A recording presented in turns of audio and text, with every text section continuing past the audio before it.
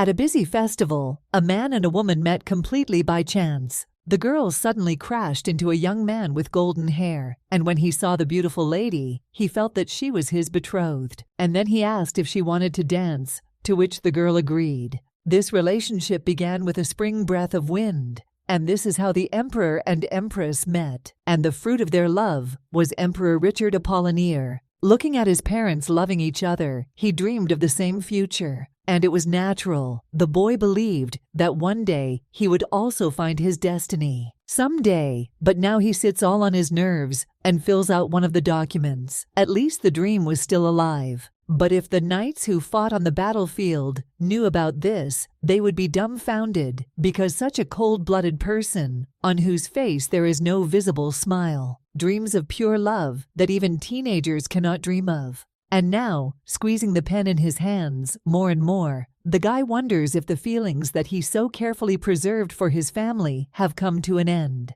But this guy was an emperor. He kept the demons under control, and he was responsible for protecting the people. But now he squeezes one of the documents and understands that in order to see a star, you need to look at the sky. And he needed to communicate with girls when he was the heir. Now the young man sighs and thinks how unfair this is, but then he thinks that nothing can be done. However, he remembers one important thing and then turns around and asks what kind of egg it is. And where did Durahan get it from? It doesn't really look like an eagle's egg, but the man understands that now is not the time because he is late. After which he leaves, and at this time the egg begins to move a little. A short time later, the emperor is already in one of the rooms and tells the one who knocks to come in. After which a young man with dark blue hair comes in. This turns out to be the valet Count Crusoe, and he claims that since His Highness has no meetings tomorrow, let him have a good rest. His Majesty then says that it's nice to hear this after a while. Agraf then asks if something is bothering the emperor, after which the man realizes that everything is so. He asks who is watching him, forcing him to find the empress. A young man with blue hair turns to His Majesty and asks Togo to allow him to give advice, after which he asks if his expectations are too high, even if he is an emperor. The main character then thinks, what about his childhood best friend? And you might think that he doesn't date anyone just because he's a bad person. But this is the harsh truth. The emperor now coldly says that if the count has finished, then he will go. The guy then bows and says that then he will also go. But then he notices that the window is open and tells the emperor about it. After which the guy goes to him and says that he will close the window and then go. He also sighs and thinks that if the emperor was interested in women the same way he was interested in birds, then everything would be much simpler. But suddenly the count turns his attention to the cage. Then he comes a little closer and asks what kind of egg it is. The emperor claims that he does not know, and Durahan brought it, and the count says that Durahan is a male, after which he still bows and says that he will go and let the emperor rest. But the blonde then tells him to wait, because it seems to him that the egg has moved. The count then just waves his hand and says that it must be the wind. However, the emperor claims that the guy closed the window, and the count then asks if these are ghosts, but the emperor doesn't really believe in it. And the young man with blue hair then asks if he should be thrown out. 200 years before an unknown egg descended to earth in the heavenly kingdom, a woman of unearthly beauty claimed that the day was approaching when it would be necessary to fulfill the promise given to the earth. This woman was called Heliana and was the goddess of beginning. The woman claimed that she would choose the most outstanding angel and send people into the world. And in her thoughts, she added that this was a chance to show who was the best among the students. Heliana also argued that demons in the human world are unusual and let the students find out about their plans and interfere. The girl flapped her white wings and said that then she would choose the one who would descend into the world of people. All of the goddess's disciples were skilled and beautiful, but one of the birds was different from everyone else, and it was a mysterious guardian. They often mocked the bird and said that it was a hybrid, but it said that everything was wrong. The other birds then asked how she dared to be among them. The young lady then transformed into her human form, and another bird asked if the girl thought that they would choose her. The main character then asked why this, after all, she had been practicing for 200 years. and the woman then asked if this was really so, after which she flapped her wings and said that they would look. The main character then clenched her fists, and biting my lip, I tried to give vent to the emotions that were torn. The girl understood that she was taking these arrogant guys and going to the world of people. Therefore, while the others studied the law of the human world, the guardian worked for one thing, and that was to fight the demons. The girl tried very hard and thought that Heliana was convinced that they could uncover the plans of the demons and must protect the human world. Therefore, after resting just a little, the young lady began training again and understood that she needed to learn to resist them. The power of demons lies in magic, and there are only two ways to win a battle against a demon. The first method is the divine power of angels, and according to the rules of the human world, it is forbidden to use magic. An angel sent to the human world can use divine power, but it is different for all angels. Eagles attack very strongly, which gives them an advantage in battle, and swans have healing magic, which is also good. The young lady understands that she has very weak attack magic but high magic defense. And the second way is the power of weapons, and the girl needs to protect herself with the help of magic, and then attack and cleanse herself with the help of a sacred weapon. The guardian became a heavenly martial artist, and her mentor was a centaur who was a fighter from the heavenly kingdom. He made various comments to the girl and told her how she could improve her fighting skills, and the young lady tried to obey and develop in everything. 200 years later, on the day of graduation, the master handed the young lady a staff made from heavenly oak wood. He asked if the girl was sure that she wanted to study only martial arts, because other angels also study the laws of people. However, the young ladies told him not to worry because she could handle it, after which the mentor stroked her head and said that he didn't know what she was hiding inside herself, but the girl was the only bird with such beautiful and silver hair. The young lady then said with a warm smile that if she gets into the human world, they will not see each other soon, so let the teacher take care of himself, and the girl also thanked him for everything. The young lady understood that she wanted to become the best student. However, in general, she would also like to be paired with a handsome guy. However, the girl understood that everyone likes big and bright birds, but she is not like that at all. But the young lady decided not to be upset and thought that she would prove that silver hair was not an ominous omen. A little time later, Heliana already announced who would descend into the world of people, and whose angel she called was the guardian. The main character then claimed that she worked very hard and asked if this was true. And Heliana then turns to her and tells the young lady that everything will work out, so let the guardian not be afraid. After which the woman touches the girl's hair, and one of the hairs turns golden. The young lady is very happy about this, but when she turns to the other spirits, they shudder. After which the guardian says that they know the basics, but are still falling short, so she wishes good luck in heaven. So the girl I went to the world of people in the shape of an egg. The goddess told the guardian that her fate awaits her in the human world. When the emperor's bird flew across the clear sky, scaring all the other animals, who noticed the egg hidden in the hollow. After which she immediately flew up to him and took him in her claws. She took it to the Imperial palace. The emperor then asked Durakan what kind of egg this was, and the young lady inside him was wondering where this human voice is coming from, because it clearly comes from the nest. But how is this possible? And she is very curious, but if she cannot learn in a month, then her magical powers will come to an end. And the girl also thinks, where the hell is she now? The young lady rolls over but thinks that if she moves, someone will hear her. Well, the girl also thinks that it's quite quiet there, and did she really imagine it? But the girl thinks that it looks like that, and then decides not to waste time, thinking that in 200 years of training, nothing like this has happened. And then she decides to sleep a little more. A little while later, a maid comes into the room and looks at the cage a little surprised. She comes closer and asks where the egg is from, and another servant suggests that Durahan could have laid it there.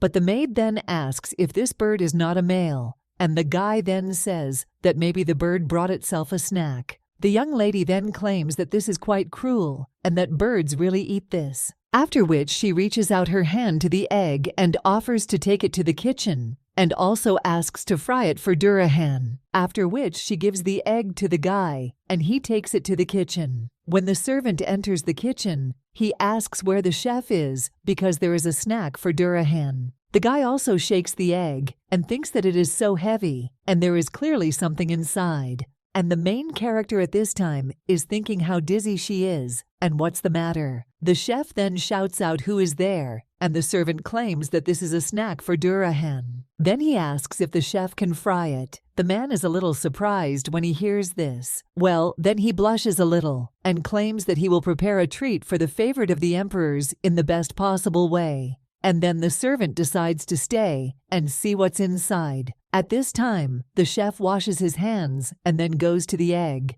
And the main character thinks about what they said, and are they really going to fry her? However, when the boss tries to break this egg, he fails, and the man thinks what's wrong with him. The main character then does not understand what is happening, and the shell can withstand something, but this is too much. After which she finally escapes from the boss's hands and realizes that she cannot hatch there. The man then asks what's the matter and why the shell doesn't break. And the egg suddenly begins to glow, and the girl realizes that this is why she chose the nest. The chef then asks in shock what else is this, because the egg suddenly began to shine. And the main character goes to hell, after which the cook screams for this egg to be caught. The servants in the corridor do not understand what the noise is all about, and the maid who offered to take the egg to the kitchen is completely shocked when he sees two men and rushes after him, but suddenly someone stops the rolling eggs with a shoe. It turns out to be the Count, and with anger on his face, he asks what they are doing there. The servants then get a little scared, and the chef claims that they tried to prepare a snack for Durahan, but the egg escaped, and it's just incredible. The Count then raises the egg and tells the servants to leave, and when they obey the master. Then the guy with blue hair turns to His Majesty and asks if this is the same egg, to which the blonde agrees. But then the Count looks at the pattern that is depicted on the egg, after which, in shock, he turns to His Majesty and claims that this is the same pattern. There is a legend that on the day when the divine bird does not come to earth, the empire will regain its glory. And looking at the drawing of a bird on the wall, the two men think that everything is as if in a dream. But this is clearly a legendary egg. The Count then asks how this can be, since the egg is much larger than usual, so it must be magical. And His Highness claims that yesterday it was suggested that it was possessed. The Count then realizes in shock that it was he who said so. But then he still doesn't get lost and claims that nothing can be known for sure because they don't know who put it aside. However, when he looks at His Highness, he sees that he has already left. The Count shouts after the Emperor what to do, after which they say that he will sort it out. When the egg returns to its place, the main character realizes that His Majesty most likely wants to save her. A short time later, 3 magicians are already standing near the egg. One of them says that His Majesty should not worry because she does not feel anything sinister and very strong energy comes from the eggs. And the man with silver hair claims that it looks like divine power. The main character understands that this power is known only from legends, and it is not like the elementary magic used by wizards. It also doesn't look like dark magic used by demons. Sacred magic was unique, and now magicians claim that this egg clearly contains divine power. When it's already getting dark outside, the magicians head home, and His Highness says that for the first time, he sees someone hatching from an egg. He wonders what a creature with divine energy will look like. It would also be great if a large hawk hatched, and he is also wondering what to do to help the chick hatch. His Majesty recalls how Durahan hatched it all day yesterday, and he does not understand where the bird went today. Well, then the Emperor decides to calm down and thinks that everything will be okay. He takes the egg into his hands, and he remembers that even the ministers who had previously discussed only the future Empress first started talking about eggs. Therefore, now holding the egg in his hands, he involuntarily smiles. The main character at this time understands that she thought it all seemed to her, well, this man's hands are very warm. And so she quickly falls asleep, however. Then the shell begins to vibrate a little, and His Majesty thinks what happened, after which he brings the egg to his ear, and he understands that he will hear something. After which the man thinks that he does not know what kind of bird it is, but he will take care of it. When the sun breaks through the window the next day, the main character is still in the cage, and the Count at this time asks His Majesty if he knew that you need to talk to the fetus, and then asks again if he tried to communicate with the egg. However, the Emperor just turns away and tells the guy to talk such nonsense in front of someone else. A little while later, one of the maids named Katerina came to His Majesty. She claims that she read that flowers grow faster if you talk to them, and maybe it will work with an egg. The Emperor then asks if this is true, and the Count, hearing this, almost falls into depression. The maid tries to calm him down and tells him not to be upset, and His Majesty then thinks that Katerina is smarter than this guy. That same evening, the man thinks about what he should talk to the egg about, after which he suddenly gets the idea that he can read a children's book. But then he shakes his head and thinks that the chick won't like it. Hey, the man wonders if he should read the stories. Then he still thinks about the song option, but he doesn't even know what's better. The Emperor then claims that as soon as the Empress appears, all the talk will be about the heir, and he has a bad feeling.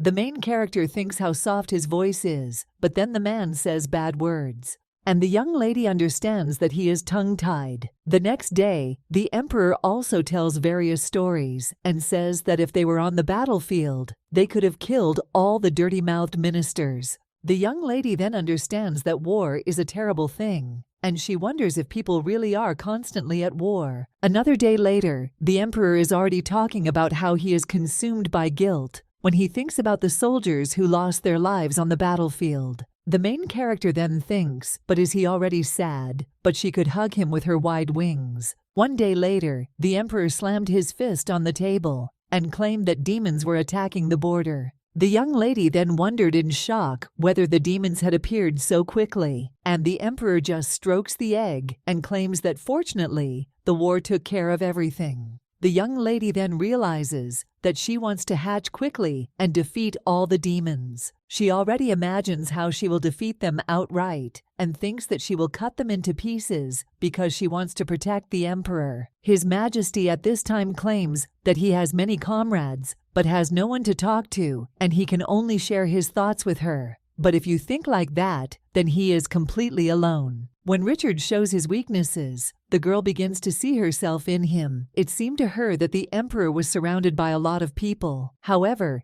it turns out that he is just as lonely as she is, and the girl thinks that they could become good friends. After this, the days kept passing, and so time passed, after which the 30th day came after the descent to Earth. And then the shell began to crack. The Count and His Majesty are talking to each other at this time. A guy with blue hair asks His Majesty when someone will hatch from an egg, and he claims that he himself does not know. Then the man with blue hair asks a little worriedly if this will take decades. The Emperor then thinks about it. However, when he looks at the egg bed, he sees a crack on it, after which the two immediately run up to him, and the Count, in shock, tells His Majesty that the egg is cracking, and he thinks that someone will hatch soon. The Emperor then shouts for the Count to quickly call the ministers, and a little time later they are already discussing this egg. The Emperor watches all this while the egg continues to crack. The ministers observe all this, and one of them then asks if the egg is cracked, and the other replies that he does not know. But the Emperor then orders them all to be quiet, and when the minister looks at him, he sees that if they don't listen, they will be executed, after which they all fall silent, and the Emperor at this time thinks how noisy it is there. However, when he looks at the egg, his eyes widen in surprise.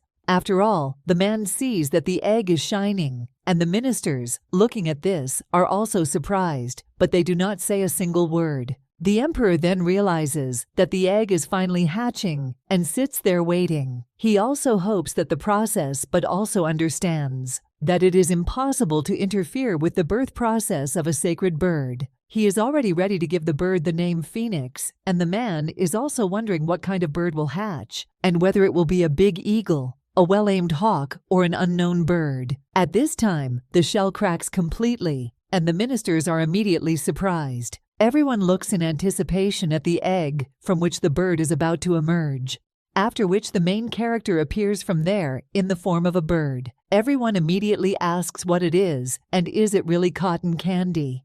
And one of the ministers even asks if this is not flour.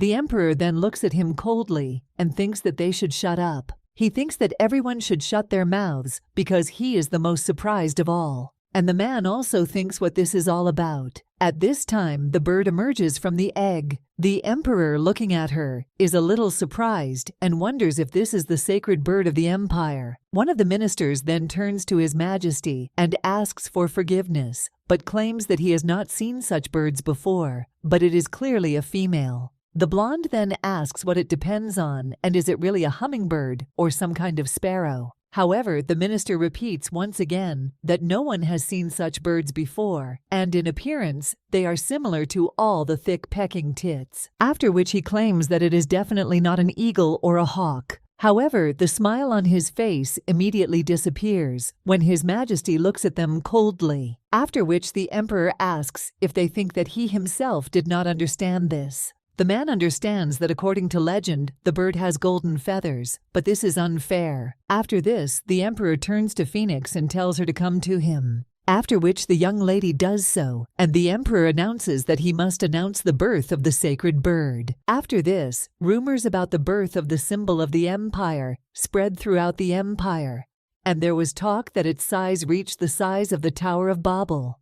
The birth of the symbol was enough to increase respect for the emperor. A little time later, the emperor already turns to the bird and asks if it is really a symbol of the empire, to which the main character nods. After all, she truly is the divine bird. The emperor understands that judging by the golden feathers, this is truly a symbol of the empire. However, as Count Crusoe said, there can be reincarnation. The guy with blue hair argued that perhaps in the future, the bird will become something else, and she can become the same bird as shown in the portrait. Another servant argued that this was probably the case, and now everything would change. However, the emperor then only asked them if the servants were talking about everyone knows reincarnation, because if so, then let them disappear.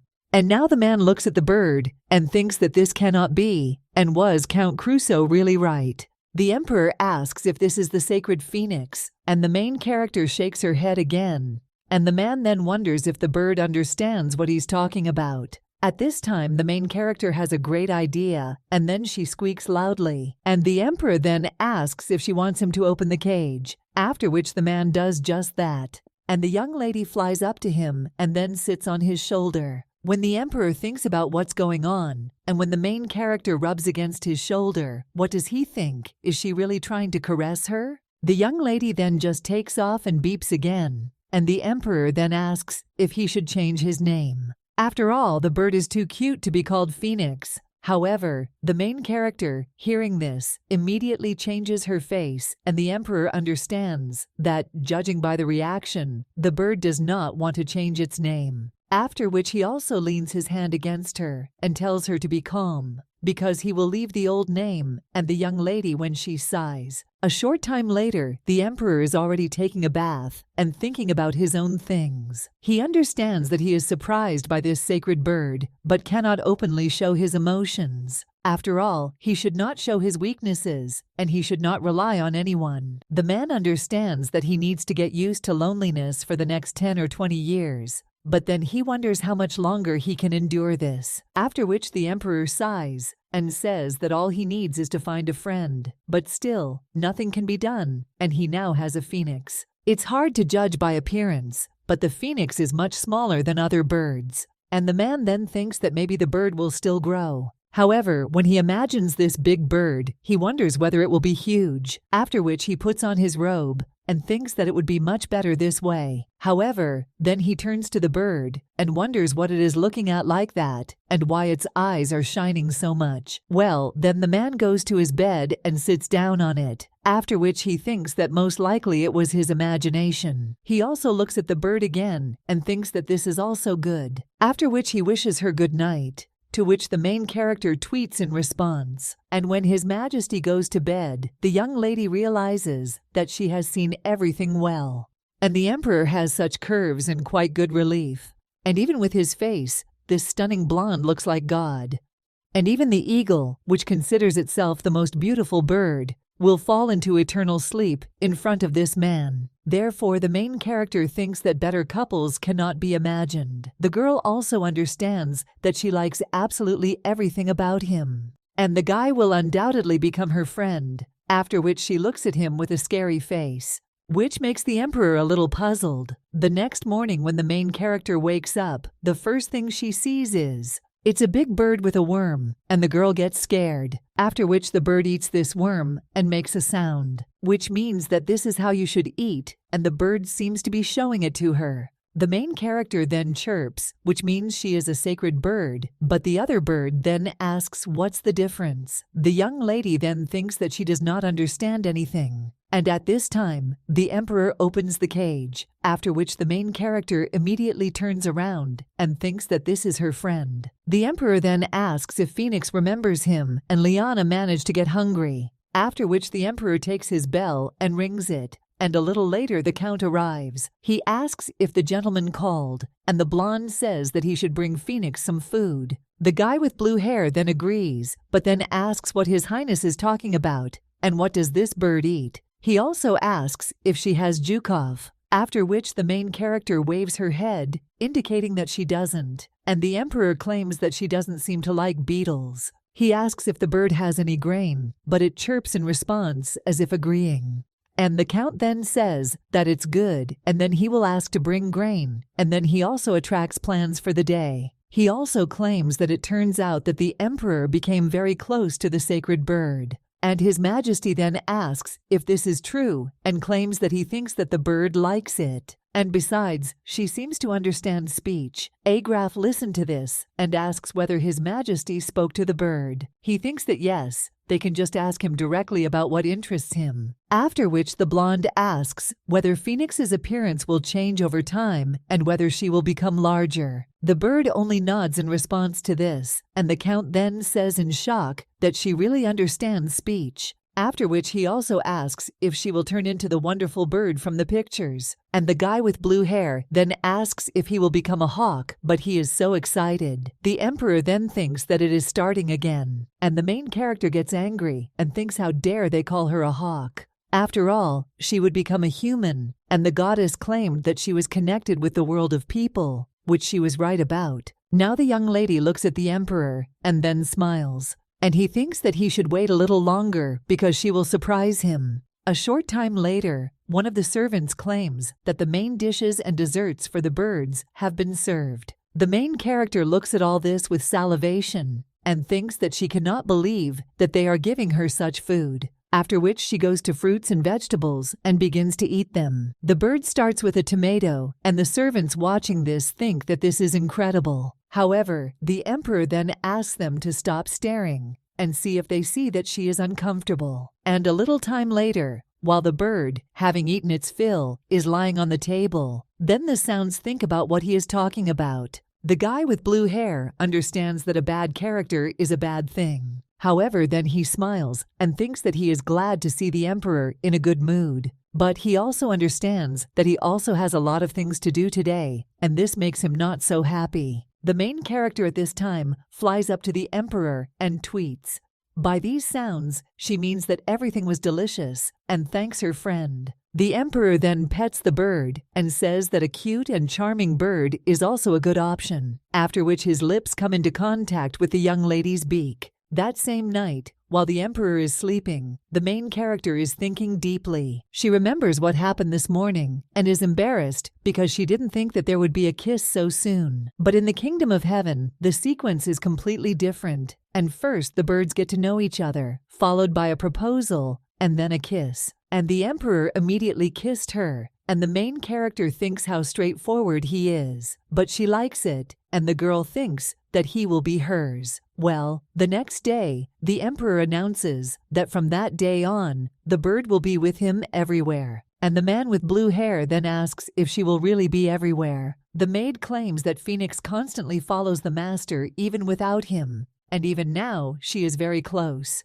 The count also says that usually living creatures do not like, and even more precisely, avoid the master. But when the man sees the emperor's heavy gaze on himself, he says that everything is not so. To be honest, the only exception is Durahan. And even the birds of the former rulers were afraid of the prince. The emperor then claims that he did not want to admit it, but it is true. However, he claims that the phoenix is a smart bird, so it recognizes its master.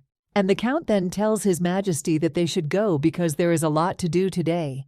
For a short time, the emperor was already competing in sword fighting. One of the maids turns to Catherine and claims that today is a wonderful day. The girl replies that this is true, and winter creeps in unnoticed. She also asks what's going on with the borderlands. Another maid says that they say everything went great, and Catherine then claims that it was great, and the emperor was worried, so let her make sure that no one will be left alive. Catherine realizes that she is the general of the Shadow Knights protecting Richard and specializes in putting other people into eternal sleep. She currently serves as the emperor's unofficial bodyguard, and the other maid with purple hair has exceptional skills in hunting demons, and if she speaks with confidence, then everything really went well. However, thoughts about that day still haunt Katerina, and she does not understand why the monsters rush towards the emperor. And they must have wanted to take possession of something that His Majesty has. The girl then thinks that she needs to protect him at all costs, and in case of danger, there are hunters in the castle. If high-level demons hide their identity, it will be difficult to identify them. Therefore, the girl thinks that someone could immediately identify the demons. The main character is sitting in her cage at this time, and one of the people says that this little bird will probably grow up and turn into the eagle from the pictures.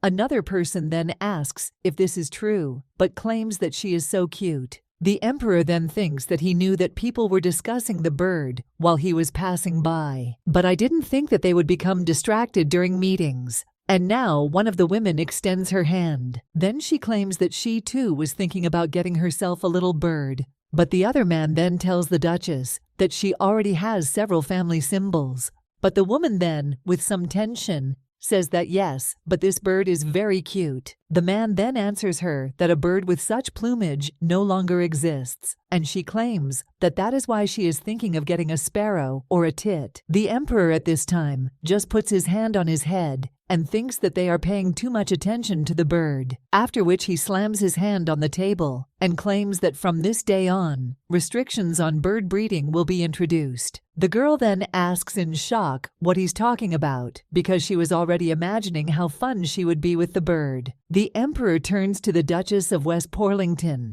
and says that she cannot take care of her pets, and if she has so much free time, then let her spend it on work, because many work in sweat, although she only thinks about entertainment. After which His Majesty turns to Phoenix and tells her to fly up to him, and the bird does just that, sitting on the emperor's shoulder, after which he leaves with her. The man thinks what a stupid conversation this is, and the bird just touches his ear with its wing and chirps as if telling the emperor to feed it. But the emperor, looking at her, thinks whether there is an equally beautiful bird in the world, after which he pokes her cheek with his finger, and he realizes that he can no longer deny that he has completely fallen in love with this magnificent bird. Sitting at a table full of sweets, he thinks, when was the last time he was so happy? The man understands that thanks to this little bird, he no longer feels lonely, and Phoenix is different from Durahan. But if she ends up on the street, she will become food for other birds.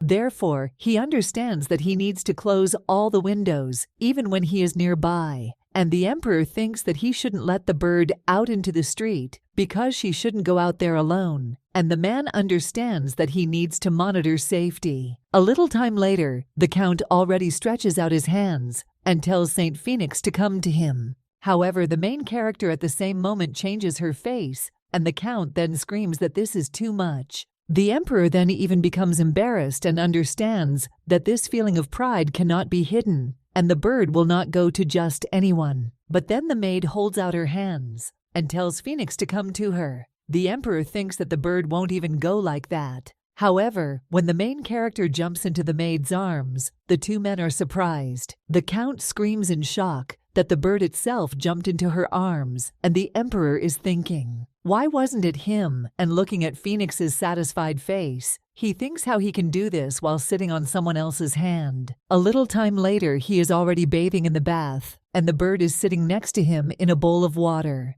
She understands what this man has. There is no shame or conscience, and after all, he bathes with her before the wedding. However, when His Majesty strokes the bird on the cheek, she understands that she is dying of shame and even feels a little cool. However, she understands that no matter how much she thinks about the man, everything does not cease to seem to her an ideal partner, and according to the laws of the heavenly kingdom, certain conditions must be met for marriage between an angel and a person. And they are quite simple, because you just need to keep secret the fact that she is the guardian of heaven, and the girl should not show that she is an angel. The emperor then turns to the bird, and she thinks that he has such a sweet voice, and this whole man will obviously love her sincerely, without any conditions. The emperor then says that if only the bird could speak like a parrot, then he would ask to call him by name. The main character then tilts her head a little, and thinks about what he is talking about. And the man claims that after he became emperor, they stopped calling him by name, and even his father and mother no longer pronounce his name. So he asks the bird to call him by name if it suddenly speaks. The main character listens attentively, and the emperor then claims that his name is Richard. The young lady then realizes that whenever she is lonely, she remembers heaven, and before she was all alone. Now she chirps and seems to say well, after which she claims that she will sing until her eardrums burst. And the emperor then crawls out of the bathroom and claims that at one of the meetings, the topic of marriage was raised and several days passed. The main character then thinks that this is great, and she is also looking for a companion. However, the emperor then asks if he is asking too much. The main game then waves its head at me and thinks that she's right there. And Richard wipes it and asks if his fate is sent from heaven. And they say that Cupid shoots at people's hearts, so it would be great if such an arrow hit him. After which the man seems to shoot with his finger, showing how it is. And the main character after this gesture only falls, playing along with the blonde.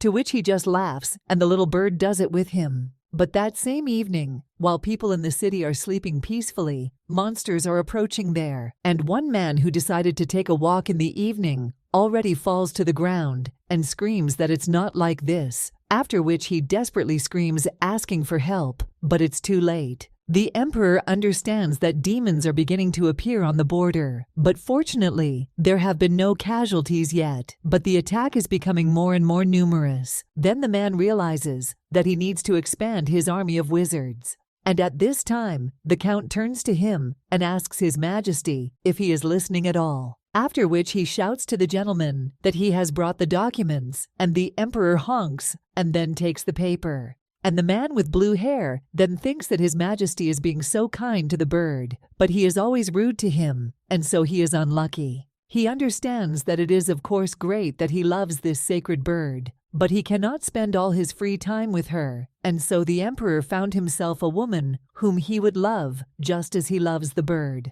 After which the count clears his throat and addresses His Majesty, and then he asks if he understands that he can't delay it any longer. And if he doesn't like official meetings, then why not make the trip incognito? Because he'll try to fit the schedule. The blonde understands that a couple of months ago, he told the count that he didn't like meetings, and he calmed down for a while, but now he raised the question again. However, the emperor understands that Crusoe is right, and it will no longer be possible to postpone it, because as an emperor, he is obliged to take care of the well-being of citizens, and must find the empress. And the man with blue hair then offers the option of finding someone from another country, and the emperor then says that this is not a bad idea, and the count's jaw almost drops from surprise, after which he asks in shock if this is true, and whether his number is serious.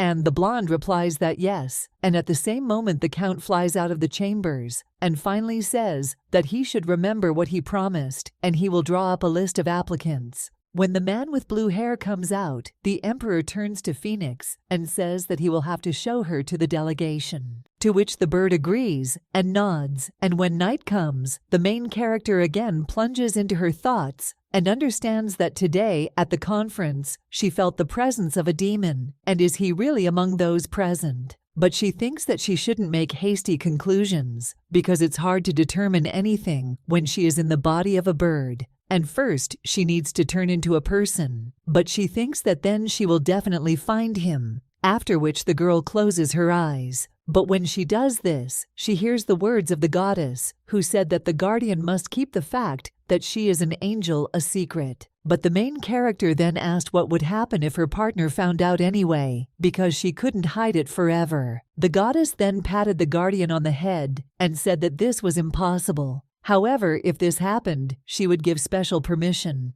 The main character then turned to the dear goddess, but then asked in a whisper what would happen if she was loved in the body of a bird, even before she became a human. However, the goddess then only began to pull away with a smile on her face, and the young lady then asked in a whisper if she could hear about herself, wondering where the goddess was going. When the young lady wakes up, she thinks in shock what kind of dream this is, and when she turns around, she sees that His Majesty is already getting dressed. But the young lady then thinks why her voice disappeared at that very moment. While the maid turns to the bird and says how cute she is, the emperor turns around and looking at the bird is very surprised. He sees how the main character is covered with a piece of cloth, and the maids behind His Majesty say how cute it is. However, the man then tells them to go away, causing the girls to look at him, puzzled. And the man then turns to them and tells them to immediately call the court tailor. A little time later, the woman is already holding 2 raincoats in her hands and tells His Majesty that this is the raincoat he asked for, and of all these 2 are the most luxurious. The maid then turns to His Majesty and asks how he likes the option on the right, to which the man only nods.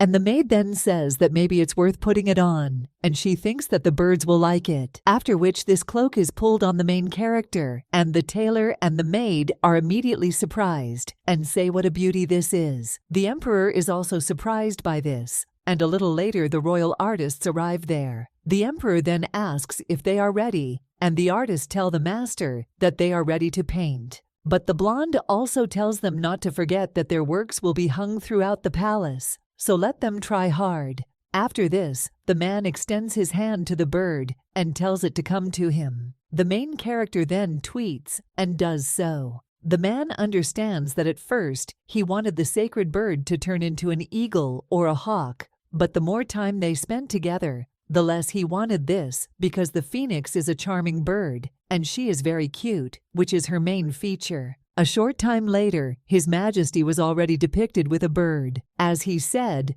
all the portraits were hung around the palace. The maids passing by said that it was lovely, and he left to see the bird in real life. However, the maid says that her friend should not even think about it, because the bird always sticks to the emperor.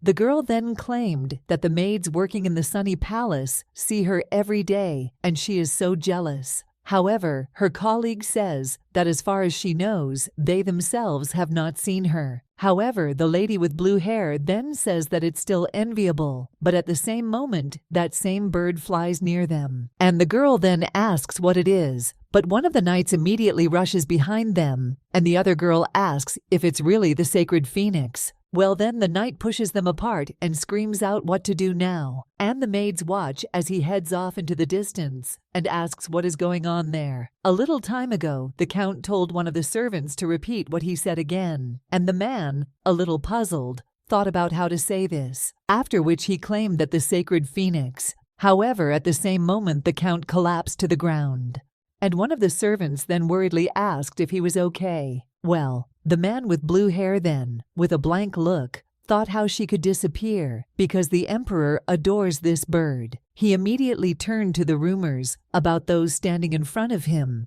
and told him to quickly call all the knights. But the best thing would have been to tell His Majesty. But then the count said that it was still not worth it. With shaking hands, he asked what to do now, and at that time the blond man entered the room. He then turned to the count and asked what was the matter, which made him almost faint. The man immediately turned to the emperor and addressed him, after which, almost crying, he insisted that the gentleman should listen to the sacred phoenix. The emperor, without even listening to this, was shocked, after which he immediately said that they should quickly call all the knights and bring Durahan. The main character is now flying near the palace and seeing tomatoes on a plate near the maids, thinks that this is food, after which she immediately flies up there and starts the meal. The maid then asks, "What's the matter?" And looking at the bird, they ask if it is not a sacred bird. But one of them then asks what the bird is doing there and whether it flew there itself. One of the maids then reaches out her hand and understands that if the emperor himself lost the bird, then they simply have to catch it. However, when the maid tries to do this for the umpteenth time,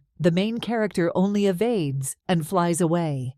And seeing the knights who cry out to catch her, she thinks why everyone is chasing her. The girl then looks up and thinks that the bird that flies there is quite arrogant because it flies over her as if it is hunting. After which the main character flies back into the emperor's room and thinks that she can't believe that they want to catch her and eat her, so now it's dangerous to fly out into the street. Sitting on her comfortable pillow, she thinks when Richard will come, but she is already tired of flying. After which the young lady already begins to feel like she wants to sleep.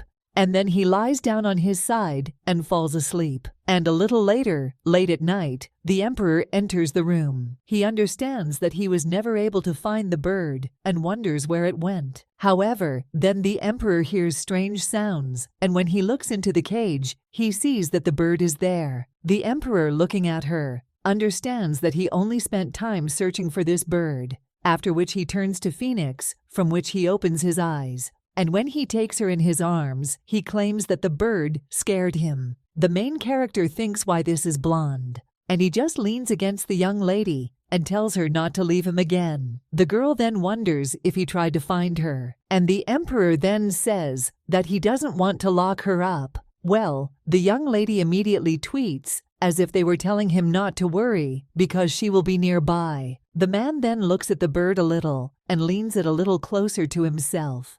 And the next day, the main character thinks about the continent of Perso.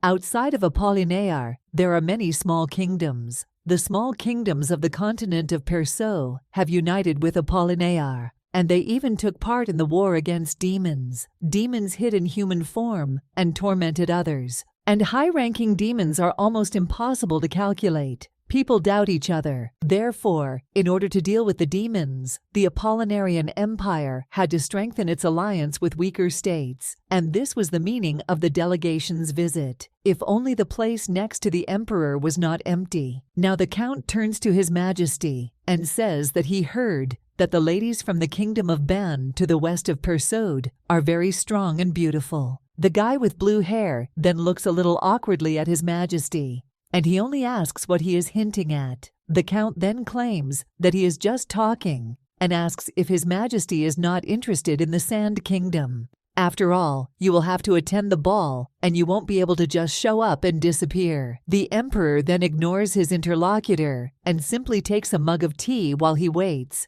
puzzled for an answer. But then his majesty says that he will go. However, a little time later, he wonders if his fate is really decided, because then the wedding will soon take place. While someone else approaches the blonde, he thinks that Crusoe is doing his job too quickly. At this time, the brunette turns to his majesty and says that he brought what he asked for. This man is a grand marshal named Chad. He also thinks that Count Crusoe is very impatient. However, remembering his majesty, he understands that of course this is so, because the emperor is a very attractive man. But, unfortunately, the girl who claimed the place of the empress was never able to take it. The girl blushes so much when she sees the emperor, and she is clearly crazy. However, it seems that his majesty doesn't like anyone, and now the brunette thinks that when the emperor himself cannot find love, a formal selection of candidates inevitably begins. Now his majesty asks if Chad wants to say anything else, but the marshal says no, and he understands his majesty's experience. The emperor then says that obviously Count Crusoe is not indifferent, and the brunette at this time turns to his majesty and asks if he would like to drink tea with a lady of his age. But the blonde only remains silent in response to this, and the brunette then even gets a little scared And the emperor then suddenly asks how long the wedding can be postponed. The brunette then bows and asks for His Majesty's forgiveness. But at this time, the main character tweets in the cage, after which the brunette looks at her. And he thinks how cute this bird is, and it's even more wonderful than in the paintings in the hallway. However, the emperor then turns to the marshal and says that he has checked everything, so he can go. The brunette then bows and says that he does as His Majesty orders, and when the marshal finally leaves, then the blonde thinks that finally everyone has left, and the windows are closed, and he approaches the cage with the bird, after which he opens it and extends his hand. He claims that Phoenix can come out, and when he takes her in his hand, he claims that from tomorrow there will be many guests in the palace, and he thinks that it will be quite noisy, to which the bird only chirps. And the emperor then thinks that he is interested in what she is talking about, and the phoenix always tweets differently. When she agrees, she waves her head a little and chirps, but when she is sad, the sound is completely different. But the man understands that although this is not a mighty hawk, he would like her to speak. After that, he strokes the bird on the head and thinks that if you think like that, then it had already hatched a long time ago. And the goddess began to descend to earth and stayed there for 100 days. Therefore, in the Apollinear Empire, 100 days are of great importance, and now the emperor asks if the bird would like to celebrate 100 days from the day of its birth, to which it is very happy and flaps its wings in agreement. She also tweets as if asking him if it would be better if he took her as his wife. The young lady also understands that in 100 days she will be able to become a human. But she doesn't understand what she will do if she remains dissatisfied with her appearance. But no matter how, they are destined to be together. After all, in the human world, this is her closest person. And now the young lady is approaching the emperor's face and then kisses him. And she also thinks that as soon as she becomes human, she will immediately kiss him. A short time later, delegations began to arrive one by one, and the quiet palace gradually began to come to life, thanks to the guests. People gossiped and talked among themselves. But the most brilliant thing about this festival is the face of the emperor, and all eyes are focused on him. People also said that the future empress might appear among the guests. The most excited person at this holiday, although he did not show it, was Count Crusoe. He understood that finally today, the emperor would choose his companion. And fortunately, the man today is more handsome than usual. After which the guy with blue hair whispered in the emperor's ear, so that he smiles. After all, this is bribing women. But when the emperor pretends not to hear him, then the count, almost crying, begs him to smile. The blonde then realizes that Crusoe is right, but he cannot stop thinking about the phoenix. The man understands that he cannot take her with him to a meeting with his delegations, but the guy with blue hair still asks His Majesty to smile. But the emperor still thinks about his own things and understands that he needs to finish as soon as possible and return to her. While the count is still nervously turning around and telling His Majesty to smile, someone reports that a delegation from the kingdom of Ban has arrived.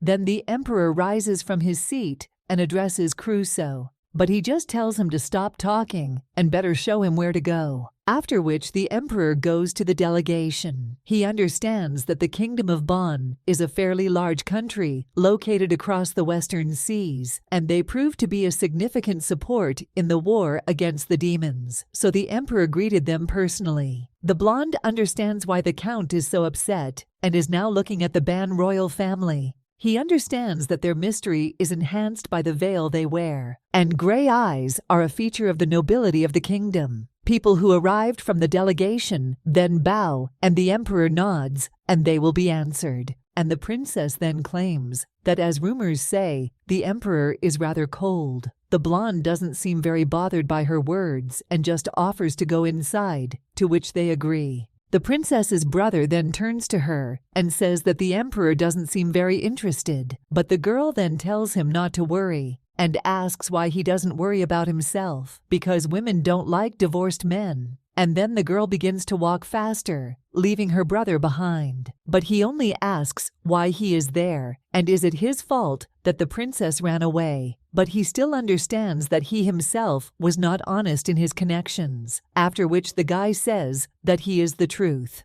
He turned out to be a fool and is also looking for a bride, so he can try, and he thinks that he should take a noble person as his bride. The princess then says yes and invites him to flirt with the maids, but she wonders how long this will last. However, when she looks at His Highness, she is surprised and thinks that he has a different look. The young lady realized after the first meeting that he was so handsome that you would never meet such men anymore. But looking at one of the portraits, she wondered why he was smiling there. The girl looking at him thinks that she didn't know that there are people who look better in real life than in a portrait. And this is a very important figure. But then the girl's gaze turns to the bird, and she thinks in shock what it is. The girl then asks about it and wonders if it is a quail. The emperor stops at the same moment. Then he turns to the girl and furiously asks if she says that it is a quail. A little time later, one of the maids asks the count if the emperor will really choose a companion among the delegations, and he says that it's possible that a lady with purple hair will then ask if they will finally have an empress, but she doesn't understand whether the capital's ladies aren't better than those overseas. The count then says that he also thought so, but only a princess can be next to the emperor. But then the count gets a little angry and asks why she's talking to him whore.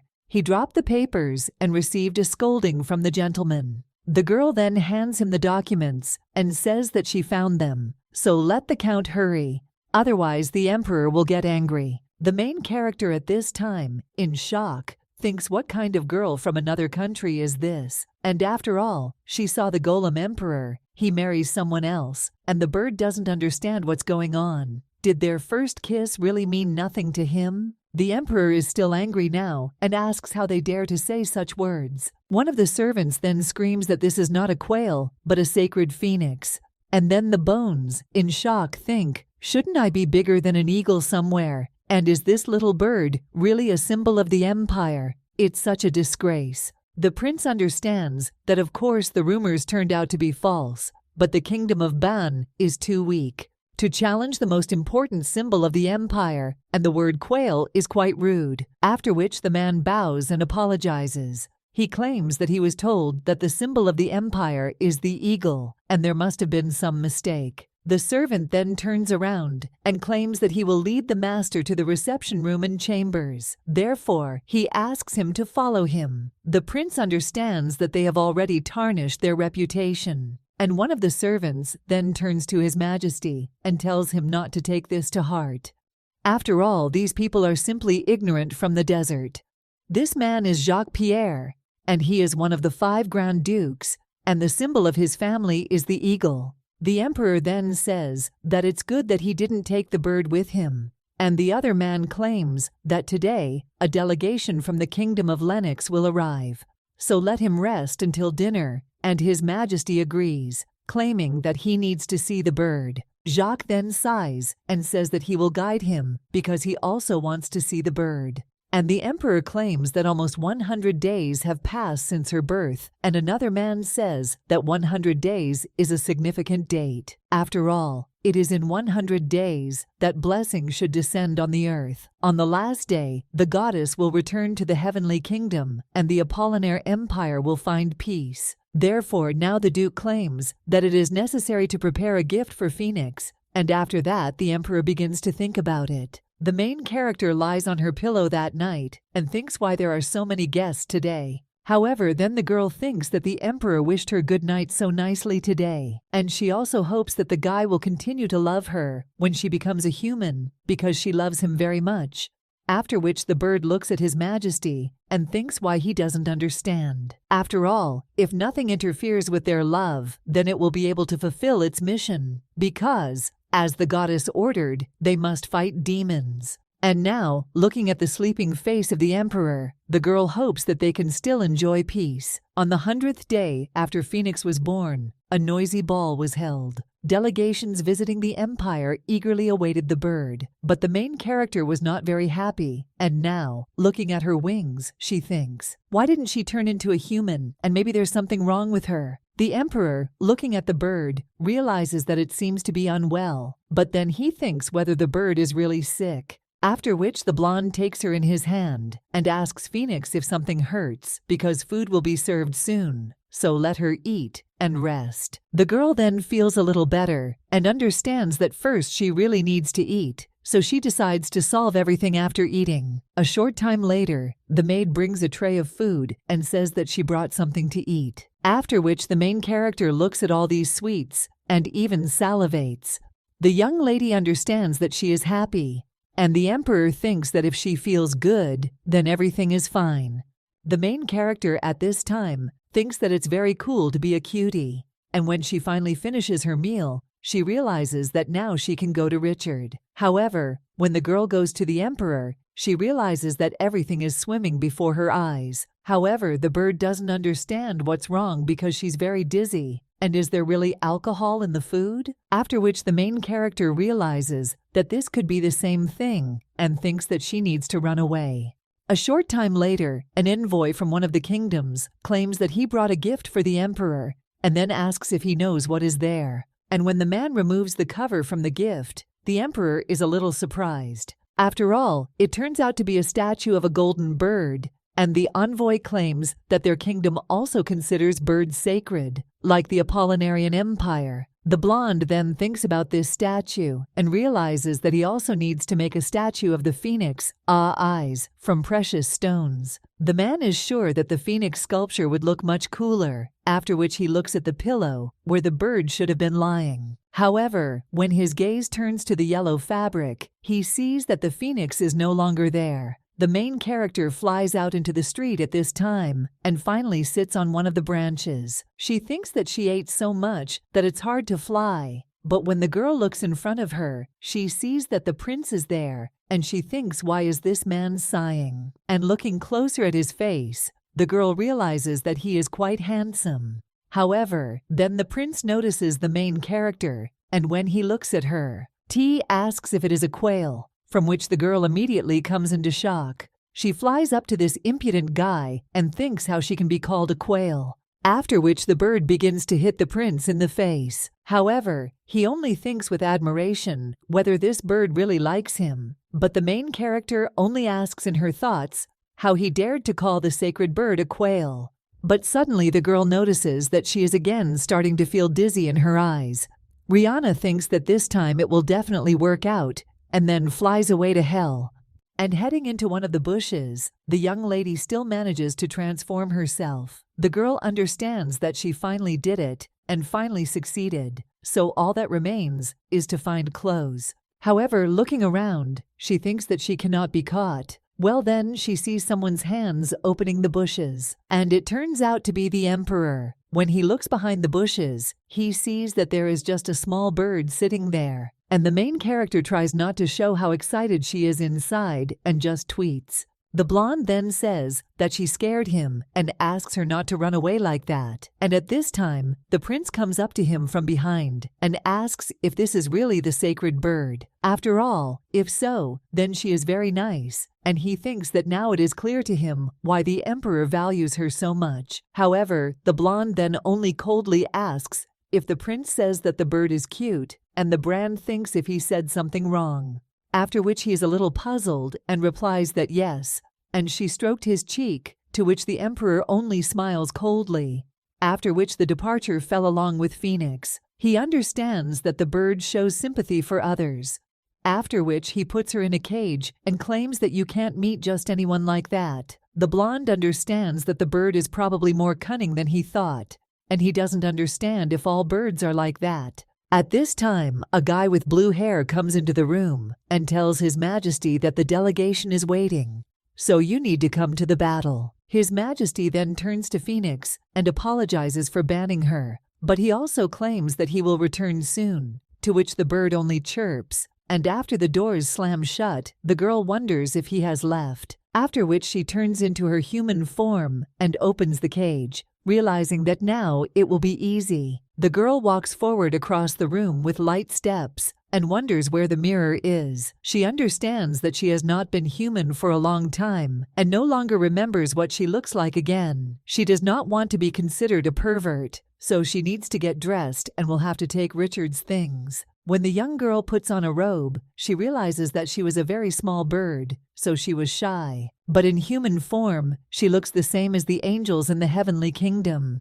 And the girl then thinks that the emperor will like her. At this time, a banquet is being held in the crystal hall. The emperor stands with a glass of champagne, looking with a furious gaze at the prince of the kingdom of Bon. The guy with the neighboring hair notices this and wonders what His Majesty is looking at there. But then he understands that this cannot be in the place where His Highness is looking. Princess Melissa from the kingdom of Ban is located. But he thought that they were already finished after people called Phoenix a quail. But did His Majesty really like her? And it's sad that he chose the kingdom of Ban. But there is no time to choose. And His Majesty then says that he will go. Otherwise he's already tired. And the guy with the neighboring hair agrees. He understands that he needs to prepare next time. His Majesty is heading towards his room at this time. And he wonders if all the banquets really take so much energy. But when he opens the door to my room, he sees that the bed has changed a little, and there is clearly someone there. After which the man takes out his sword and wonders how this man got there. But he sees that judging by the hairstyle, this woman is most likely one of the delegations, or could be a high-ranking demon. The emperor also thinks she was chewing, and the main character hears someone entering the room and immediately gets up from her seat. But at the same moment a sword is leaned against her, and the emperor asks who she is and whether she is a demon. The young lady then thinks why he is also angry and calls him a demon, but she cannot answer anything because she does not even know how to explain all this. The man with blonde hair then asks again if she is a demon, and he realizes that this shrunken figure is tightly clutching the blanket, and he also wonders if the girl is hiding a weapon. But if he suspects something, he will immediately finish her off. At this time, the emperor's bird flies into the room, causing the wind to rise there, and the emperor, closing his eyes, thinks how it happened so quickly. But when he looks back, he sees that there is nothing on the bed, and he realizes that the room is empty. After which he wonders if the girl really escaped through the crack, or maybe high-ranking demons can use magic to change their appearance. Longhair comes into the room and tells His Majesty that he will come in. After which he turns to the emperor and asks if he could tell who the girl he was staring at so intently in the banquet hall is.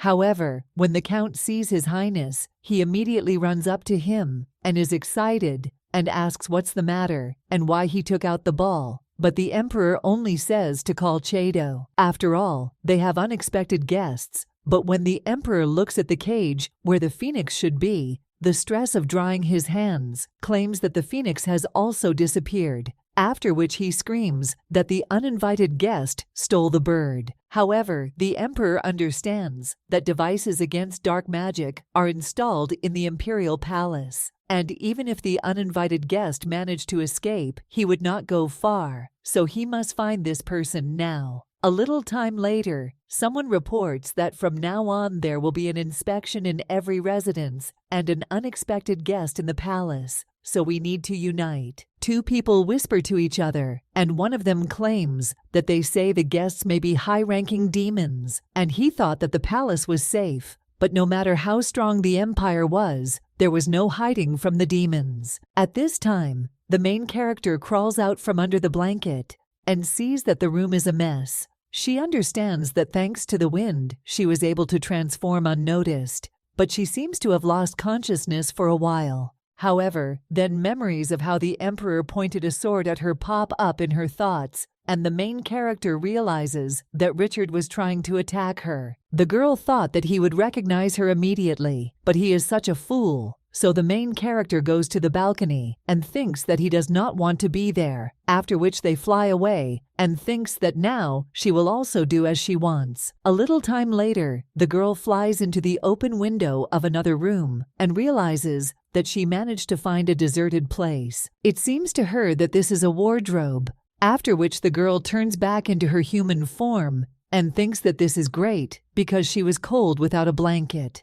The young lady understands that it is still difficult for her to control the transformation into a human, and maybe it is because of the alcohol, but she feels weak and cannot remain in the body of a bird all the time. So holding a white cloth in her hands, she understands that for now she will have to wear the clothes of people with a veil on the street. The young lady covers half of her face with a veil and hides her snow-white hair, but she realizes that she was mistaken, and for the emperor, she is only a stranger. However, the young lady then does not hold back her tears and realizes that her heart still hurts. At the same moment, someone slams the door, and the young lady is very frightened by this. She thinks about what to do and is afraid that she will be noticed. While the guardian is sitting at the sofa, he hears someone asking His Highness if that man has come, asking how long he has been waiting. The main character then thinks what is happening there, and when she looks out from behind the sofa, then he sees that the prince is kissing some lady.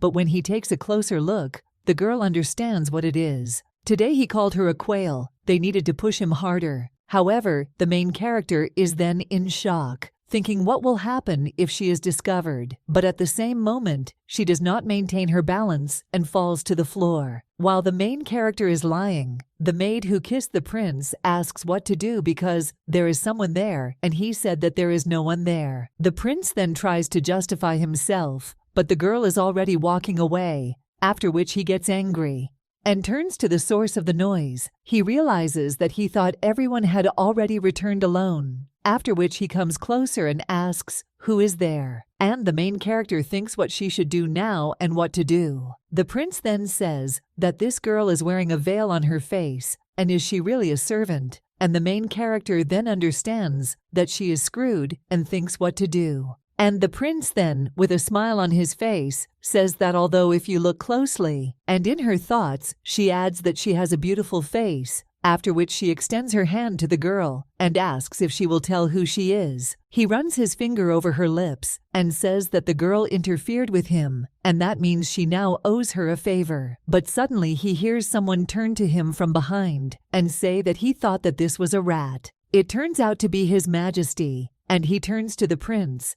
and then claims that he was told to return to your peace. The market then claims that he was just about to. The blonde, looking at him, realizes that he has red cheeks, traces of lipstick on his lips, and unbuttoned floorboards, after which he comes closer and asks if the prince was doing similar things in another palace. After all, if so, then it is unworthy. The main character at this time only turns her face away, and the prince then covers her with his hand. And he asks for forgiveness for such a picture, claiming that his lady is very shy, so he will ask His Majesty to leave. The blonde then only grunts, then turns around and claims that there is no time to hesitate, so he must catch the topic. But for now, he has not completely run away, and then closes the door. The prefix gets a little angry and thinks what impudence this is, after which he turns to the girl, and he says that it's all because of her. However, he doesn't have time to fully turn around when something white immediately flies at him. And when the prince's face gets even bigger and says that this is unprecedented insolence, that the main character is already flying out. And when the prince turns back, he sees that the girl is no longer there, and only clothes remain, so he thinks in shock what it is and where it went. The main character is flying at this time, and thinks that this fool dared to call her a quail, and is also teasing her, so he annoys her with absolutely everything. Well, the girl then thinks that she needs to find her weapon, and she doesn't understand where it is. The next day, the maid turns to the count and asks what to do with Phoenix, because she hopes that this man will not harm the bird, because the girl then thinks what will happen if he eats her. The count then asks where little Phoenix can look for food, because she is still so small, and the maid agrees. Well then, Catherine pushes the guy with blue hair a little, as if to say stop it. And despite His Majesty who sighs heavily, she understands that truly only he is about to cry.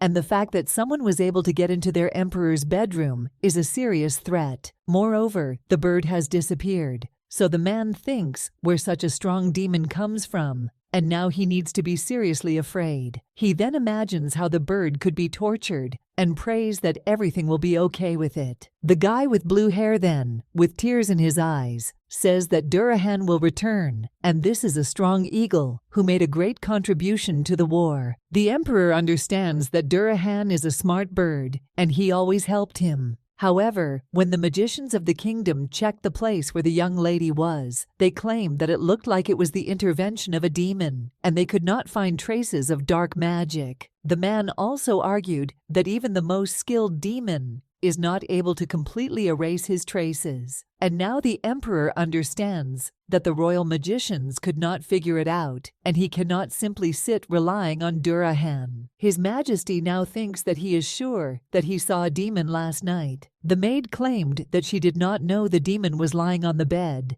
but this man had silver hair, and the man then understood that the maid from the kingdom of Ban also had silver hair, so he orders the prince of the kingdom of Ban to be brought immediately. A short time later, this prince already asks his Majesty why he needs this maid, but when the emperor is silent, the brunette understands that he is again not answering. The guy with blue hair at this time says that he needs to compare her with the uninvited guest, and the man understands that all this time he managed to get at least some answers only from this guy. And he understands that even a powerful emperor should not treat an innocent overseas prince this way. At this time, the game tells the prince to answer honestly, but he just clenches his fists and thinks if their country is so weak that they can't even cross such an attitude. Therefore, the brunette claims that most of the servants of the kingdom of Ban have dark hair, and yesterday's maids also had dark hair. The young man with blue hair then asks if this is really so, and the prince then turns to him and asks if he should personally bring all the maids, after which the count says that there is no need and the country itself will check everything. And the prince thinks about how annoying this guy is. Then he goes out into the corridor and thinks that he himself wants to find that woman, because after that night, she seemed to have disappeared, and even among Melissa's maids, there is no such girl. After all, her face was covered with a veil, but he remembered her eyes for a long time, and it seems her hair was silver. The man then thinks that they should find her, because the girl deserves punishment, and the main character at this time is flying around the Duchy of Moderland, and she has the feeling that they took her quite far from the capital, and she also does not understand how many days have passed, and she thinks that given the favorable aura, she thinks that this is a suitable place, but she needs to land and rest a little, because now she will simply pass out from fatigue. And the girl understands that this is why she has always envied big birds. Then the main character decides to take a little nap and then lie down on the ground. But suddenly, through her eyes, she realizes that something is glowing. The girl understands that she was just getting ready to rest, and what is there that blinds her eyes. However, at the same moment, the young lady realizes that the light cannot just happen, and when she opens her eyes, she sees that there is a sacred weapon there. The girl immediately approaches him and transforms into her human form, after which she says that this staff has already been waiting for her. The girl remembers that this wonderful weapon was given to her by the teacher, and it is invisible to others, and also belongs only to her thanks to holy magic. So the girl says that she will take it with her, after which the staff dissolves in her hands, and the young lady realizes that she is finally ready for battle. But then the main character is a little surprised, and she thinks why she can't do it. But then she remembers the words of the goddess, who claimed that the guardian would remember, because when she finds a weapon, she needs to stay in human form for some time. After all, she will be able to reincarnate back only after the end of the adaptation period. And now the main character realizes in shock that she is in trouble.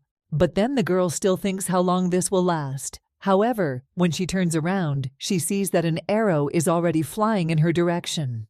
The young lady deftly dodges it, and when she looks at the tree she stuck into, she realizes that she barely dodged. At this time, the carriage passes through the forest, and one of the servants claims that he thinks it won't work because there are too many people to deal with everything at once. The former emperor then comes out and tells the others to wait in the carriage, and she agrees and tells her husband to be careful. Then the woman hears someone in pain and turns to a girl with golden hair named Leona. The woman hugs the girl and tells her to be patient a little longer, but she understands that her lips have turned purple and that a demon has really poisoned her. The main character understands that the demon's arrow suddenly flew there, and the girl thinks if he was really aiming at them, because it seems that this knight is in critical condition. And the rest are in deep despair, and the main character understands that if she stays away, this girl will die. However, when the young lady comes out from behind the bushes, then the knight immediately becomes wary and asks who she is. The main character then does not understand why she scared them so much, but then she remembers what the goddess once said about people being friendly to those who smile. Therefore, the main character widens the corners of her lips into a warm smile.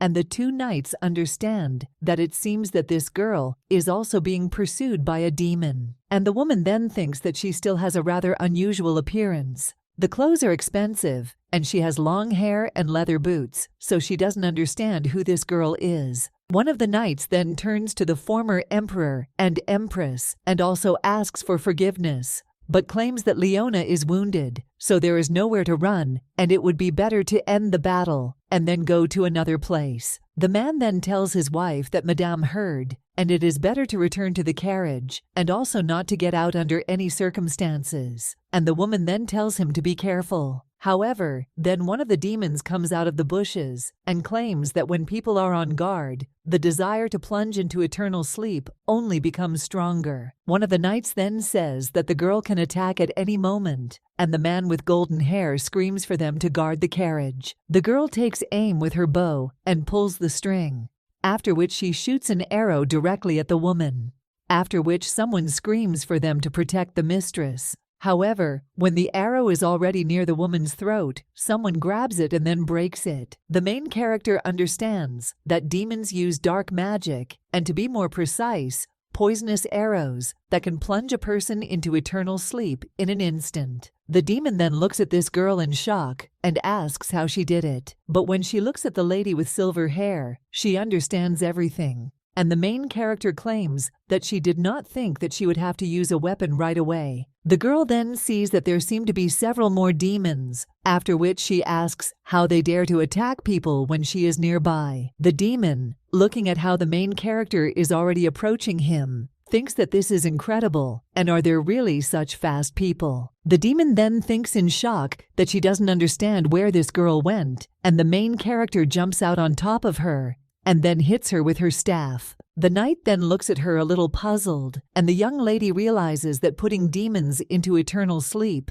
is clearly her thing. However, the knight then turns to the girl and tells her to introduce herself, because judging by her skills, she is a mercenary. However, the former emperor then stops the guy and then claims that if the girl were a mercenary, she would have aimed at them, and the emperor orders them to lower the sword. The girl in the carriage at this time realizes that she is getting worse, and the empress then says that she is getting worse, so she needs to quickly go to the village, and she thinks that they will find a way if they go to the castle. After which he also invites the young lady to go with her, because she wants to repay in full. But now the main thing is to save the wounded woman, so let her go with them to the village. And now, sitting in the carriage, the main character understands that this is how she ended up with them, and the girl must be suffering greatly from the wounds left by the demon. So the young lady touches her shoulder and thinks that he needs to help her quietly, and she thinks that everything will be okay.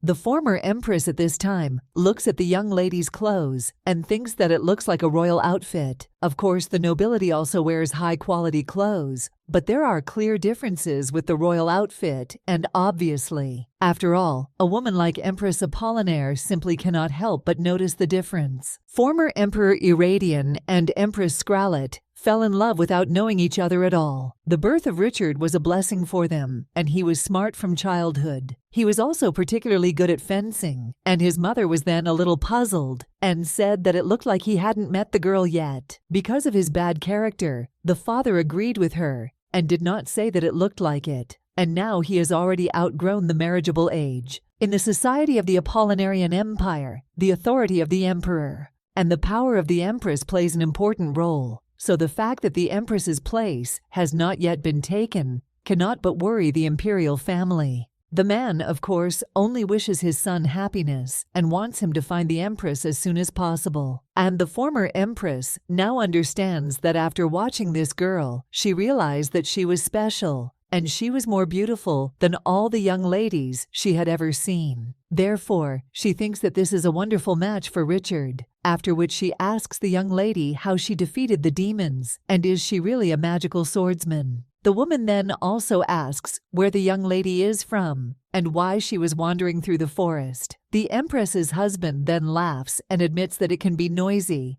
and also changes for so many questions. We claim that the girl risked herself to save them, and then says to the main character that everything is fine. She then claims that she really is a magic ball from the west, and she herself understands that the goddess said that sometimes it's easier to lie, but her conscience torments her, and the empress at this time thinks that it seems that the princesses from Sylvania had silver hair, and this cannot be. Therefore, the woman thinks if this is the princess of Sylvania, and then asks the young lady about it. She is a little puzzled and says yes, but understands that it is as expected. The empress then turns to the young lady and asks what to do, since she saved them from the arrow, and her gentle hands should be wounded. However, when she looks at the main character's hand, she is a little surprised and asks if the demon's poison affected her. But then the girl doesn't even know how to explain all this, and he claims that this is the heritage of their family,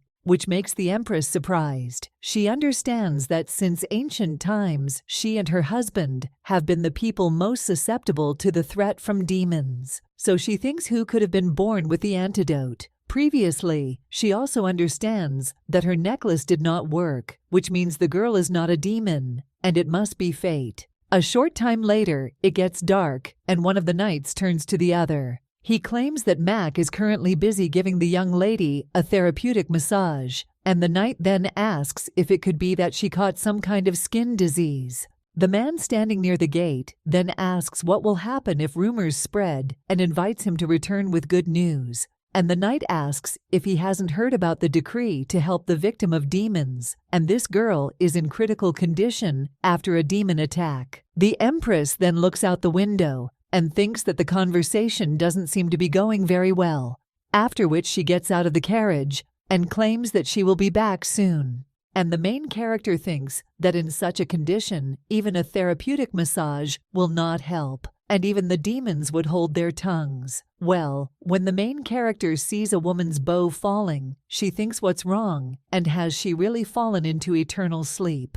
The main character then extends her finger to her nose, and then realizes that there is still breathing. So thank heavens, she is still alive. But the young lady has some strange feeling, and is wondering what to do, and how to help without revealing your strength. The girl remembers how her mentor told her that people are like grass, herbs that cure diseases and grant immortality, and people believe that this is possible. After which he also told the guardian to remember that if she wants to earn extra money in the human world, she can sell medicine. Therefore, now the main character understands that this is the only way out.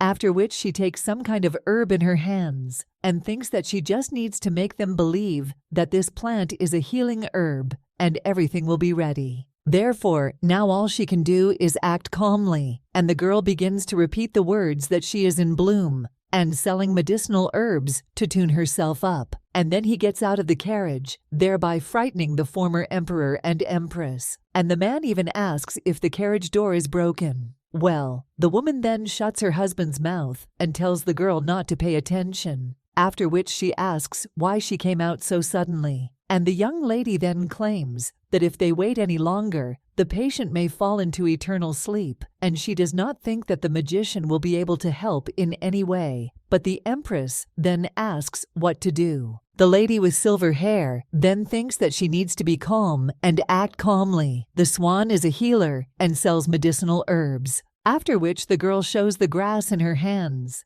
and, with a slightly strange expression on her face, claims that fortunately she has medicinal herbs, and in general, it turned out that she had a very good medicine. The empress then realizes that this is a very familiar tone, and she is sure that she heard it the last time she visited the continent. But the pharmacist said exactly the same thing. The main character then clears her throat and claims that she didn't show it to anyone. But this is a precious plant that has been passed down in their family from generation to generation, and therefore the woman thinks that it even sounds suspicious. But it seems that these eyes do not lie, and the main character claims that it can heal wounds inflicted by demons and acts faster than magic and also has no side effects. The Empress then thinks that since the girl is their savior, she should probably believe her. And the main character thinks, did it really not work? Well, if so, then we can try another plan. After which the young lady turns around and sighs, and also says that if they don't need it, then it's okay, but they are unlikely to buy something like this anywhere else. After which the Empress tells the girl to wait, and she says that then she will take it from her, and the woman begs the lady about it. Therefore, a little time later, the main character is already grinding this herb and thinks that the herbal infusion is ready. And now all that remains is to secretly pour divine power into him and try not to get caught. After which the young lady hands the sick girl a spoon with herbal infusion and pours strength into it. The girl understands that the amount of divine power that can be used in the human kingdom is limited, and if in heaven it can be used without restrictions, then in the human kingdom there are special rules. And the girl then thinks that it's good that she has time to tune in, because she can't close her eyes to someone losing their life. The former Empress then says that it should work, but when she actually sees that the girl is getting better, T.O. comes into shock and almost cries. After all, the lady with golden hair looks like she is completely healthy, after which the girl opens her eyes and begins to rise. But at the same moment, the Empress runs up to her and asks if Leona is okay. The girl then, with a smile on her face, says that everything is fine for her and she also has more energy. The knights then say that it is incredible and not a single scar remains, but if a magician had treated her, it would have taken much longer. The main character, hearing this, is proud of herself and thinks that this is all her strength. But then the lady heard this clean hair rises from her place and heads towards the main character. And when she appears in front of the young lady, she is a little puzzled and thinks what's wrong. However, the lady with golden hair then only bows and thanks her for saving her life, and also asks her to let her pay for it by staying for dinner. The main character understands that she wanted to quickly return to the palace, but it is already dark outside and she is hungry, so the girl thinks that just one day is enough. And when she already flies away by the 2 cheeks of the food, she realizes that she could not miss such a delicious thing. Looking with golden hair, then turns to the food and tells her to try another dish, and the main character then thinks that she is sure Richard will understand everything. But then the girl puts down the spoon and realizes that she still misses her. The girl remembers how tenderly the emperor treated her and even feels melancholy. The Empress goes outside a short time later and thinks that this lady is treating patients with miraculous plants, elegant in every gesture. So she is undoubtedly a young lady who is the daughter of the Queen of Sylvania. And it's obvious to anyone that she is the Empress's successor, so she will look perfect next to Richard. After which the woman realizes that all that remains is to bring them together. However, then she remembers how she asked her son if he had gathered only suitable ladies this time. But he claimed that he was very busy. Therefore, the woman doesn't even know how to convince this stubborn man, but she wants them to be together. However, when the Empress makes a wish while looking at the sky, 2 servants suddenly come out of the building, and one of them asks if the other has heard about that situation. Well, his friend asks what kind of nonsense he is spouting again, and the brunette claims that this time he is telling the truth, and the selection of the Empress has begun in the Imperial Palace. And after all, her place has been empty for a long time. The woman heard about the elections and just smiles, and he thinks that this is a great opportunity. At this time, the Emperor is sitting in his office with a tense expression on his face, and the man with blue hair, looking at His Majesty, thinks that he is not slow and does not neglect his work, but is much more worried than he seems. Therefore, he thinks that Phoenix is very important to him. or it may be due to the absence of the Empress, and it should be so. But he hoped that His Majesty would establish contact with someone from the delegation. But what happened did not leave a single chance. The guests returned to their countries without knowing what really happened in the palace. And in such a difficult time, His Majesty needs words of support more than ever. Therefore, now the guy with blue hair tells His Majesty that the Empress's place can no longer be empty, and they need to immediately announce the start of elections and continue the search. However, the blonde at the same moment says that he no longer wants to hear from the Count, and he then asks His Majesty a little worriedly if he doesn't know that the Empress will only strengthen his position, and he is sure that when the Emperor marries a good girl and things stabilize, the Phoenix will return. The Emperor understands that this man is constantly talking nonsense, but he thinks that it will still work, because now that he has lost the bird, it is much more important to find his wife than to continue to take care of her,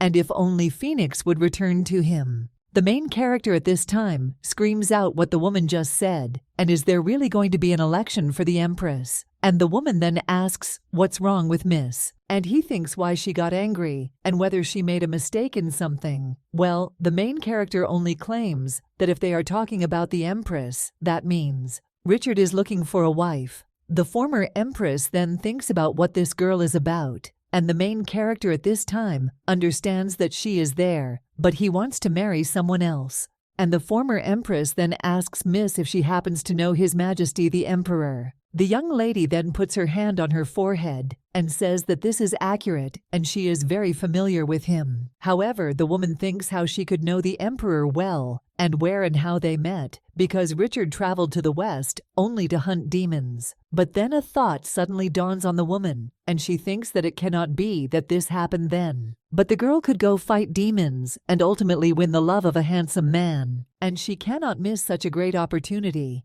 because after all, she is destined to be with Richard. After which the Empress turns to the young lady and says that it seems that she is quite close with the Emperor, and the girl replies that yes, and Richard was very kind and attentive to her. The Empress is then shocked and wonders if this little icicle can behave like that. After all, every time he told his mother that he was not going to meet with applicants, and maybe he was mistaken about something, but he didn't want to meet someone just as annoying. And now the woman understands why her son refused to meet girls, and the main character at this time is thinking how she can prevent this. The woman understands that her son was waiting for this girl and thinks how romantic it is. And after all, a man returns after leaving his beloved and for his high position. And she misses him so much that she decides to leave the West and go in search of her man, and it's just like a novel. Therefore, the Empress thinks that since this happened, as Richard's mother, she should help them meet. The main character understands that the lady has changed, and she wonders if the Empress understood that she lied to her, and wonders what she should do now. But the woman thinks that the girl can be with Richard if she returns to the palace with her. After which the Empress asks if Miss wants to marry His Majesty the Emperor. She agrees to something and says that Richard is her only companion. And then she screams that the one who saw the girl naked should be held accountable for this, from which the Empress comes into shock and reflects on what she said. The girl asks if the woman thinks so. The author says that if the Emperor really saw who should take responsibility at this time, he says that she will definitely marry Richard and is sure that she will give him many children. But then the girl almost cries and claims that he is now choosing from others.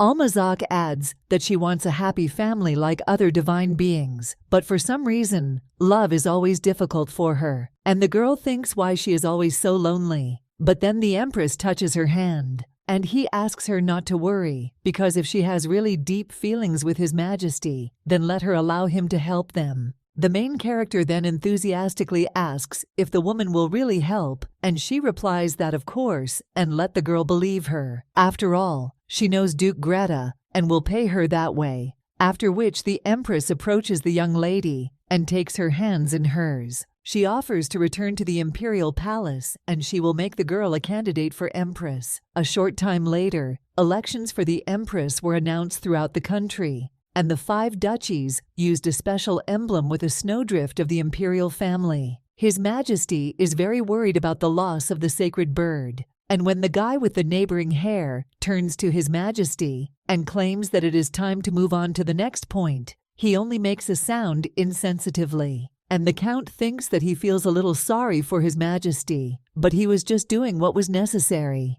A short time ago, the Marshal asked the Count if he knew why His Majesty suddenly ordered the search to be stopped. And the guy with blue hair says that he is not sure and understands that at first they thought that this was the work of high-ranking demons. But the main wizards say that there is no trace left of them, and they suspected that discontent had begun among the most important wizards of the Imperial Academy of Magic. But this was almost impossible. After all, these people are much more loyal to His Majesty than anyone else, and there is no reason to take matters into their own hands. The Empire has only two magical communities: wizards who study everyday magic, and swordsmen fighting with magical enhancements.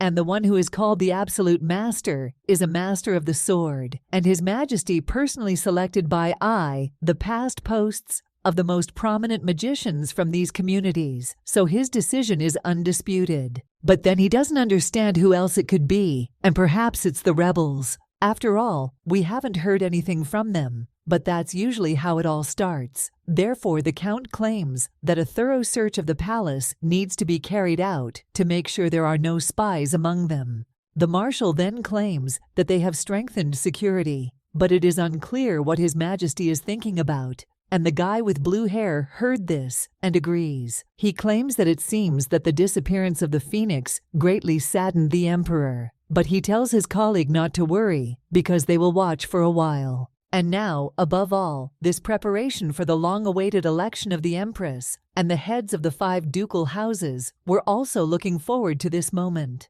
Duke Gret's symbol is the falcon. Duke Dosman's words: "For the Duke of Peer, it is the eagle." West Porlington took the dove as its symbol.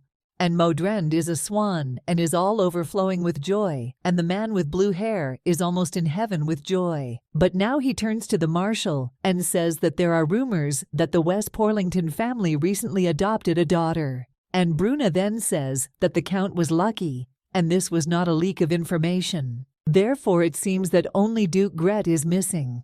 And that means there will be 4 candidates. And the guy with blue hair then asks the Lord if he thinks that Greta won't send anyone after all. And the Marshal replies that yes, the Empress has passed again. She was from their family, so a direct relative cannot be recommended, especially since they have neither a daughter nor nieces. The Count then says that this is true, and the Marshal continues his story and claims that Greta is known for her loyalty to principles. And after that, the man with blue hair offers to make a bet. At this time, calm Greta, who is the head of the Greta family, asks what Scarlet just said, and the woman then repeats her proposal once again and claims that she asks that the lady she brought be nominated for the election of the Empress. The man then turns to his sister and says that the past Empress belongs to their family, and it is not good to indulge power ambitions. However, the woman then turns to my lord and says that she will be honest, but this lady is His Majesty's beloved. And the man then, in shock, asks if His Majesty really has a lover, and the Empress replies that yes, and it was a chance meeting, but she managed to find out about their unhappy love. After which the woman asks whether the mother can simply close her eyes to this, and the man understands that this is quite unexpected and quite an amazing coincidence. But Scarlet has always been compassionate, and now the man turns to his sister and says that she shouldn't trust people so recklessly. After all, the information about His Majesty's beloved sounds suspicious, and the woman says that she knows, but the girl is trustworthy, and even Herodian agrees with her. So she asks her brother to just listen. But he only asks if Herodian is really there and if they even found out who this girl is. The Empress then says that of course she is being awarded for him, so the brother need not worry. But the man says that even so, if the Imperial Titan directly nominates a candidate, questions will arise. And the woman then claims that this is why she is asking her brother for a favor, and let him say that the girl is a distant relative and a child from a rural family. The nobles will probably be against a foreigner of royal blood, so for now, the woman wants to hide her origins and later say that all this was part of the lovers' common plan. After all, parents constantly interfere with their children's rights, so they won't be blamed. Well, now she clenches her fists and understands that no matter how much she wants to stay in the capital and confirm her status, she and Herodian need to find as soon as possible the very thing that they have been looking for so long. Therefore, the Empress says that she is sure that they will be understood, but her brother says that no matter who the girl is, they cannot avoid criticism. And Scarlet's already radiant smile interested him, so the man asks who she brought and also says that he needs to see this girl in person. When they enter the living room, the man sees that the young lady is talking with the former emperor. The Empress then turns to the guardian and tells her to greet the master because this is Duke Greta, who is one of the 5 dukes of the empire. The girl then turns around and says that she is glad to meet his lordship. She claims that her name is the Keeper and asks him to take care of her. But a little time later, the main character thinks with great surprise what this all means and why the hell this is happening. The girl thinks what's the matter, and now she'll throw away her skates with happiness because there's a dish that she always wanted to try when Richard ate it, and the girl thinks, can she really seriously eat it? However, when she meets the Duke's gaze, she realizes that he is looking at her with a hawk's gaze. But the lady is interested in trying to eat like the emperor, after which the girl does so. However, when she tries a piece of this meat, she seems to glow with joy, and the Empress asks if Miss Guardian likes it, to which she replies yes, after which the Empress hands her another plate and says that she should try this too, and the girl thinks that she could not help but be surprised to hear her words. After all, the woman claimed that she would make her a candidate for Empress, and the main character understands that perhaps this is the best way. After all, if she is confident that she will enter the fight for a place, then no one will doubt her. And for one thing, she will check whether there really is a high-ranking demon hiding among the ministers. And if there were demons hiding in the palace, then we need to get rid of them all. So the girl thinks that she will definitely do it. A little time later, when the Duke is already heading to his chambers, he thinks that without a doubt, Scarlet is worthy of confirmation of her status. After all, if a person does not reveal his last name, then he is considered to belong to a niche class, or the Imperial family, and appearance can be corrected. But perfection of Imperial etiquette is not so easy. Therefore, the man thinks that there must be a noble girl especially. After which he tells the servant to order the tailor to arrive at dawn. And he asks the gentleman if he means the agent's milliner, at which time he claims that it looks like it. This girl is sure that Scarlet is engaged in trade, so he offers to raise her up, because someone who grew up around jewelry will immediately understand everything. A little time later, a fashion designer comes to them and tells Her Majesty that they have not seen each other for a long time. However, the woman then shows that life was quiet and says that Narnia should listen carefully because this girl does not know that she is the former empress, so let her not dare to tell her. The fashion designer then does not understand what the empress is talking about, but says that it's good and she won't tell, after which the woman says that she likes this answer. And the lady with red hair thinks that there is at least one person in the empire who does not know the lady by sight, but the woman only offers to quickly sort everything out. And Narnia then wonders if her girl is from the village, but she understands that it doesn't matter. After all, since she decided to serve faithfully as the former empress, she can make anyone shine. The empress understands that this girl is the best designer in the capital, but her strange smile gives rise to thoughts. A little time later, the girl already enters the room and thinks what's there because she doesn't expect the girl to be very beautiful. However, when Narnia looks up and sees the young lady, she immediately opens her mouth wide and even begins to get a little nervous. But then she pulls herself together and bows, claiming that her name is Narnia and that she has also arrived to make a dress for the young lady. The girl understands that during her work, she has met thousands of people and sees better than others. but this girl can definitely become an empress. After which the fashion designer gets to work and, taking out several types of fabric, asks my lady what color she likes. The woman then says that after all, she thinks pink is to bring out her beauty, and light blue to emphasize innocence or ideal. There will be the light of gossip magazines, and it is simple and elegant white, after which she intuitively asks which girl will choose.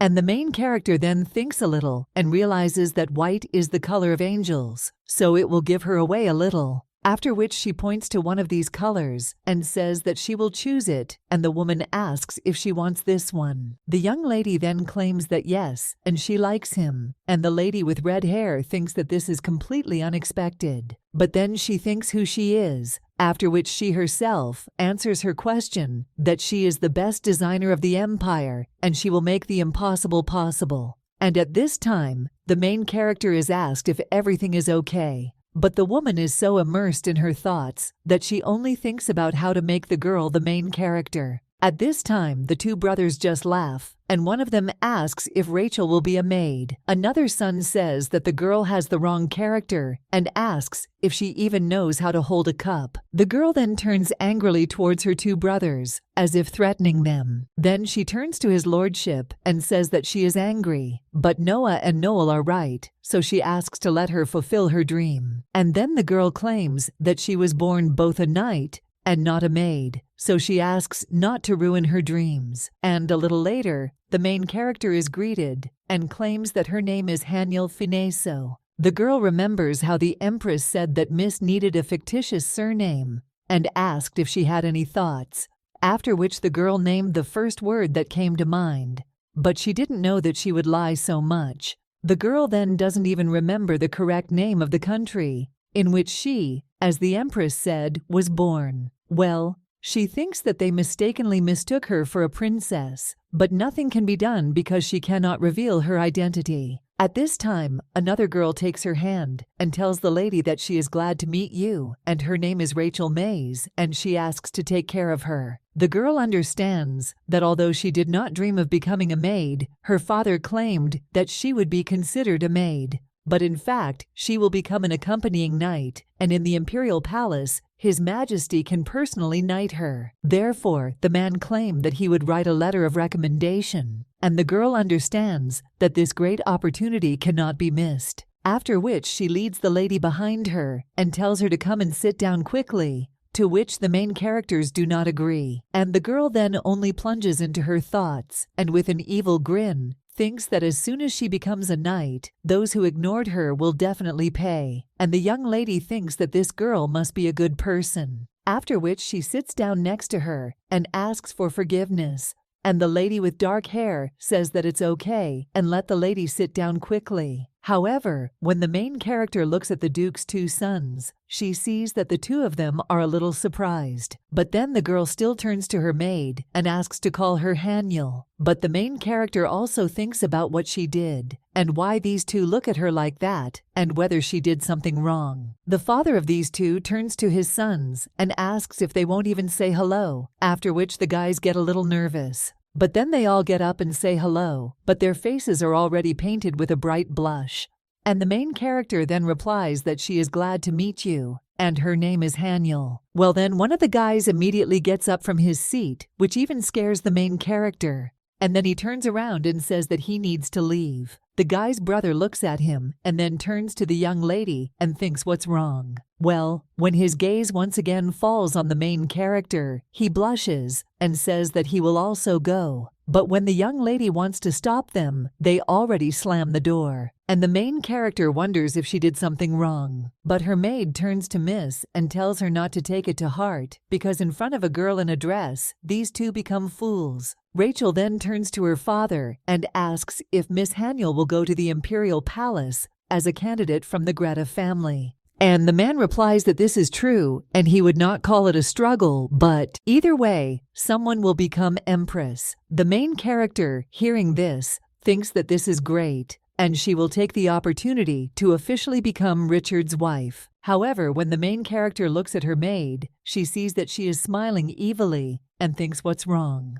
However, the girl at the same moment jumps up from her seat and screams that this is great, And since everything has turned out this way, Miss Haniel must become an empress. The girl also says that this stupid Chloe is from the Duchy of Dosman and Rosalind from Modrend. They will show everyone who the old man is. The main character is then shocked and does not understand what Rachel is talking about and asks who Rosalind is. And the young lady's maid replies that this girl considers herself the most beautiful, after which she says that it's like everything today. And imagining himself with Miss Haniel, he thinks that Rosaline cannot be defeated. Two brothers are outside the door at this time, and one of them claims that his heart is still pounding. The other one says that he too, and the guy asks what kind of girl this is, and she doesn't look like a person at all. But the other brother then asks who she is then. And at the same moment, these two come to the conclusion that the girl is most likely an angel or the spirit of winter. The guys remember how the young lady asked to take care of her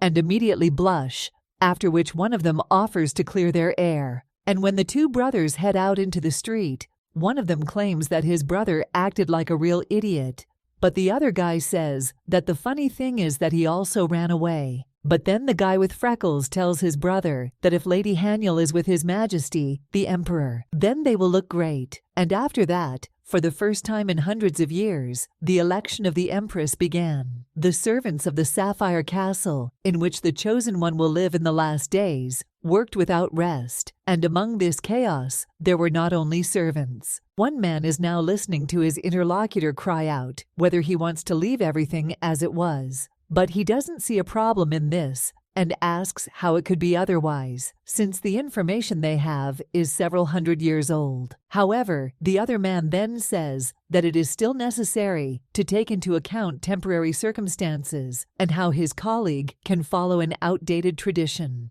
And first of all, His Majesty will 100% not like this, so the man suggests first finding out his opinion. The problematic process of electing the Empress, based on long-standing traditions, was also a rather serious issue. Now one of the men suggests not to be distracted by anything. And at this time, everyone is just thinking about what kind of family the Empress will be from, and who will receive this great power.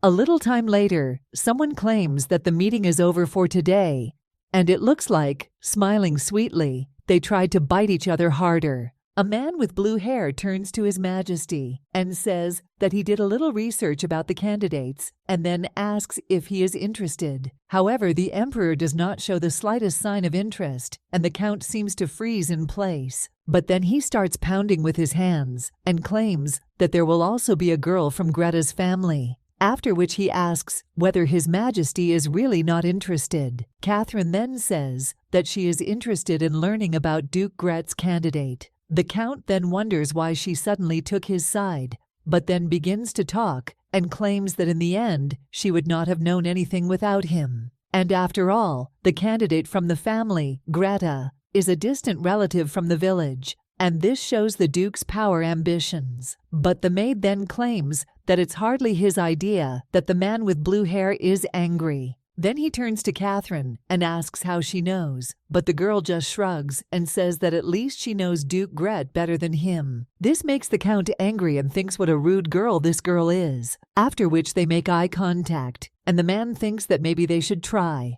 However, the Emperor interrupts his thoughts and says that this is enough. These two then do not understand what His Majesty is talking about, but the man just tells them to get out of his room. When they do this, the blonde approaches the cage and doesn't think that the silence seems so unfamiliar. But at the sight of an empty cage, his breath stops, and he liked the silence, because walking alone was a habit. But he understands that all this is a thing of the past, and now he doesn't want to imagine his life without this bird. So in his thoughts, he asks Phoenix to come back as soon as possible. The main character at this time looks out of her window and then leans her head on her hands and thinks that the married couple of merchants have left, but she wanted to ask them to stay longer. But the woman told Miss Haniel that she was sorry, and she would like to be with her until the very end, but they will meet again. The main character understands that they were in a hurry, after which she looks into the starry sky and thinks that they are surrounded by many people. The young lady also understands that she fell from heaven, and the loneliness did not go away, and they looked like a harmonious family, but she felt like a nobody. Therefore, the main character is now thinking whether she really has no place anywhere else. But she misses Richard so much. But the girl understands that tomorrow she will be able to officially meet with him. And passing her hand near the moon, she wonders if this melancholy will end tomorrow. However, when the young lady looks at her hands again, she sees that instead of them, there are wings, and the girl thinks that she has really turned and does not understand why so suddenly. But then she rejoices and realizes that she can fly to Richard. So let him wait for her because she will arrive soon. The emperor is sleeping in his bed at this time, but from the expression on his face, you can see that he is not having the sweetest dreams. A man dreams of a lady with silver hair, but when he reaches out to her, the girl only says that she misses him, after which the dream ends. The main character at this time understands that they say that when you find a wand, you can't transform for a while, and the young lady wonders if this time has already passed, but she thinks what will happen if she can't become a human, because then she won't be able to participate in the election of the empress. The emperor will find himself a new wife, and it will be sad, so the main character is now flapping her wings and thinking that she will never allow this to happen, so she will somehow return back to human form. But the girl, flying up to the palace, understands that this is important, but now she misses Richard. However, when the bird flies onto the balcony, it thinks why the window is open and thinks that this is good, but if there was a thief instead, then everything would be bad. The girl then also understands that if she is caught, then there will definitely be a commotion, so she will hide her presence of divine power. But when the young lady looks at the room, she thinks that everything there is as before. There is a stack of documents on the table and its cage is open. And also, the main element in this room is the most beautiful face in the world of the emperor, and the young lady, looking at how it shines, thinks that he is still so bright, after which the young lady flies closer to him and rubs his ear a little, thinking that she misses him. However, then the girl also sees her pillow and remembers how the emperor tenderly wished her good night. The girl is then touched by this. She reaches out to the emperor and thinks that he misses her too, after which the young lady apologizes to him and claims that she wanted to return as soon as possible, but could not. She really wants to wake up His Majesty, hear his voice, and look into his eyes, but she doesn't want to do this in the form of a bird, so she asks Togo to wait a little longer. After all, soon she will confidently stand in front of him, and the girl thinks that she will definitely become an empress and will not miss this chance for anything. The young lady remembers the emperor's good body and thinks that she should never miss it. She asks Richard to wait just 2 days, and then she will come to see him again. The girl sheds a tear and asks him to wait a little longer because she will definitely return to appear before him. The emperor's bird only watches all this, and the next day, when His Majesty wakes up, he thinks that for the first time in a long time, he feels alive, and wonders when was the last time he slept so soundly. The first thing he does after waking up is looking at the bird's pillow and realizing that she hasn't returned this time either. But then his eyes widen. After all, there is one of the feathers on the pillow. But the emperor understands that there was definitely nothing there yesterday, after which he takes the feather in his hands and looks at it worriedly, after which he immediately runs to the cage with the hope that the bird has finally returned. However, when he approaches her, he sees that it is empty and understands that it seems she flew in while he was sleeping. But the man still does not understand how this is possible. However, he understands that now is not the time, after which he puts his hand on the cage and thinks that it is enough for him to know that she is alive and nothing else matters. But the emperor thinks that he misses her very much. At this time, someone calls Noah and Noel. It turns out to be their sister, and the guys ask what she wants. And the girl asks if they are busy, and then asks for help. The 2 guys then ask why it's so sudden and if it's urgent. And Rachel claims that this is very important and urgent, therefore, let them stop talking and follow her. While the guys are heading out, they cry out with questions about where they are going and what happened that she needed them. But the girl doesn't even want to answer their questions and just drags these 2 away.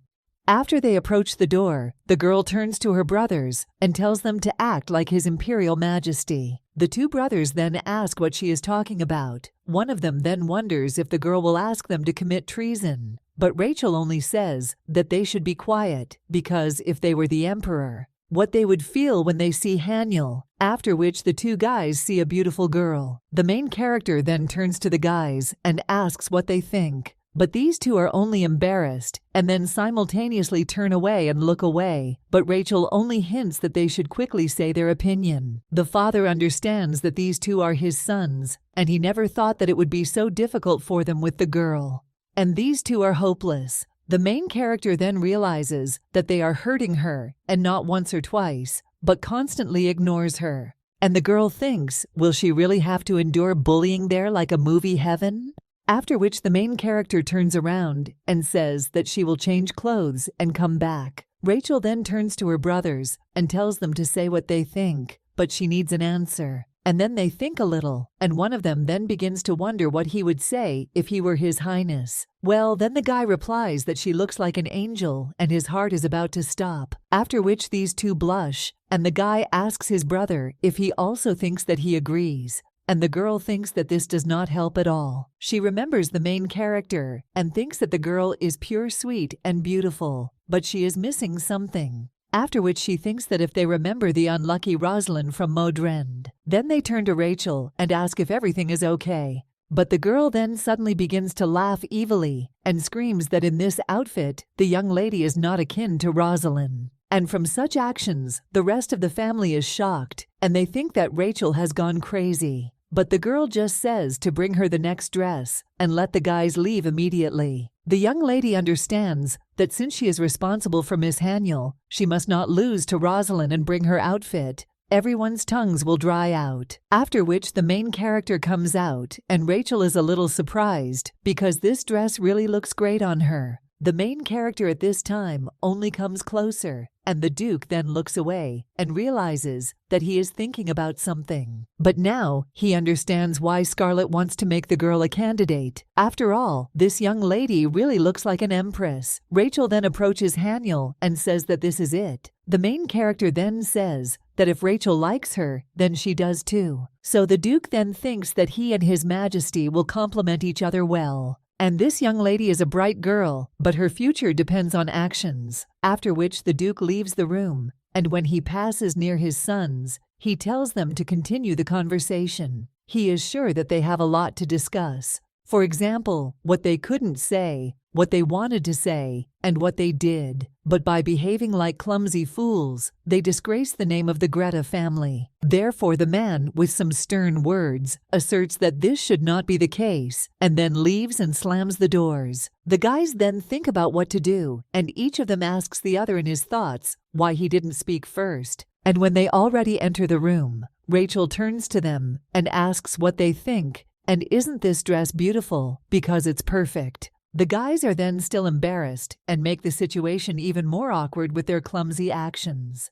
But when the main character looks at them, the guys still give in and all blush and say that the girl is very beautiful. One of them says that he is sorry because the fact is that they are very shy, and the main character is then a little surprised by this. The guy claims that he may seem like a fool, but he is like that only in front of a girl, or better yet, a girl in a dress, and they did not deliberately avoid her. The other brother also says that he is really sorry, but the main character then says that everything is fine. And the guys are a little happy about this, and the young lady claims that it is wrong to offend and avoid someone, but the goddess said that they will be forgiven if they sincerely repent. The guy then thinks what kind of goddess this is, and the main character extends her hand and says that she forgives them, after which she shakes hands and claims that it means they have made peace and asks if they agree, to which the guys agree. But the main character then claims that she forgot to mention one more thing and claims that she will not forgive this again, so she hopes that they will not ignore her anymore. The guys are then shocked and fearful and say that they understand. And the main character then thinks that the vast territory strewn with wealth and the abundance of resources contributed to the enrichment of the Scarlet Modrend family. To achieve their goals, they use any means and methods. And now the lady is combing her scarlet hair with a smile on her face, after which she turns to her brother, who is the eldest son of the Modrend family and is called Turman. After which the woman asks if she asked enough to make His Majesty fall in love with her. This girl is called Rosalind, and she is the youngest daughter of the Modrend family. The guy then says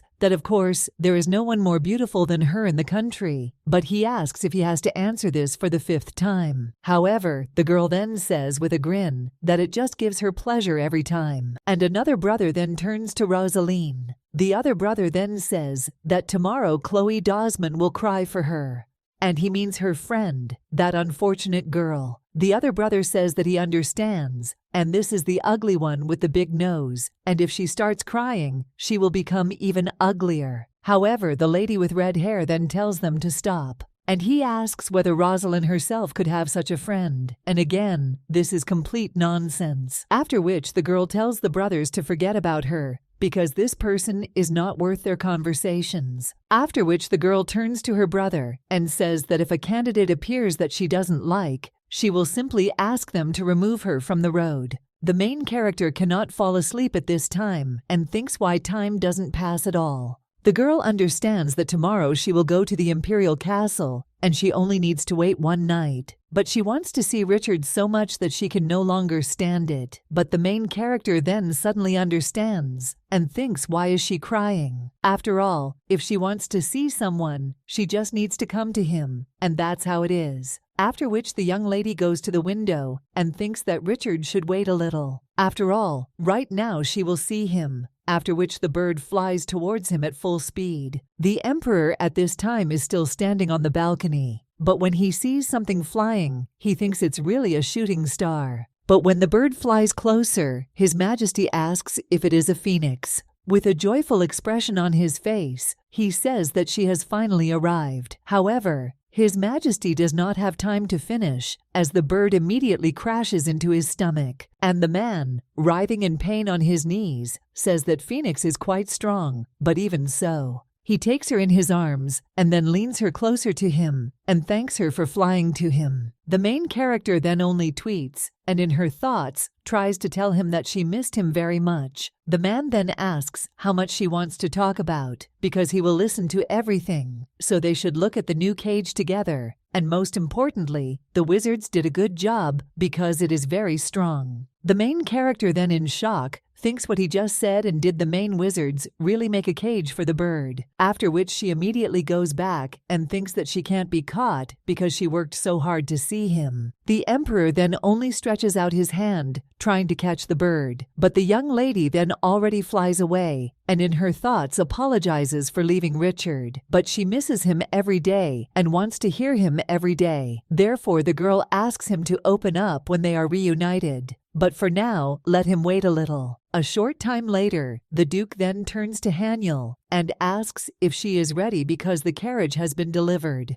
The man realizes that he is worried about Noel and Noah. And the main character at this time I say that yes, and she is already leaving and then heads to the carriage. The girl with a lovely hairstyle looks even more charming, and she claims that she is ready to go to the palace. Lately, the palace maids have had no time to rest. And after His Majesty announced the election of the Empress, they tirelessly prepared the Sapphire Palace for the arrival of the candidates. He also checks the documents of each of them. The preparations were completed, and the candidates began to arrive at the Imperial Palace one after another. And one of the maids went to the living room in anticipation. After all, she was interested in seeing the candidates, and now she asks for forgiveness and claims that the representative of the Greta family has not arrived yet. But for now, let them enjoy the prepared tea. However, when the maid enters the room, she thinks why all the candidates are in white dresses. And the lady with red hair then looks at her competitors and realizes that she didn't even think that everyone would wear white.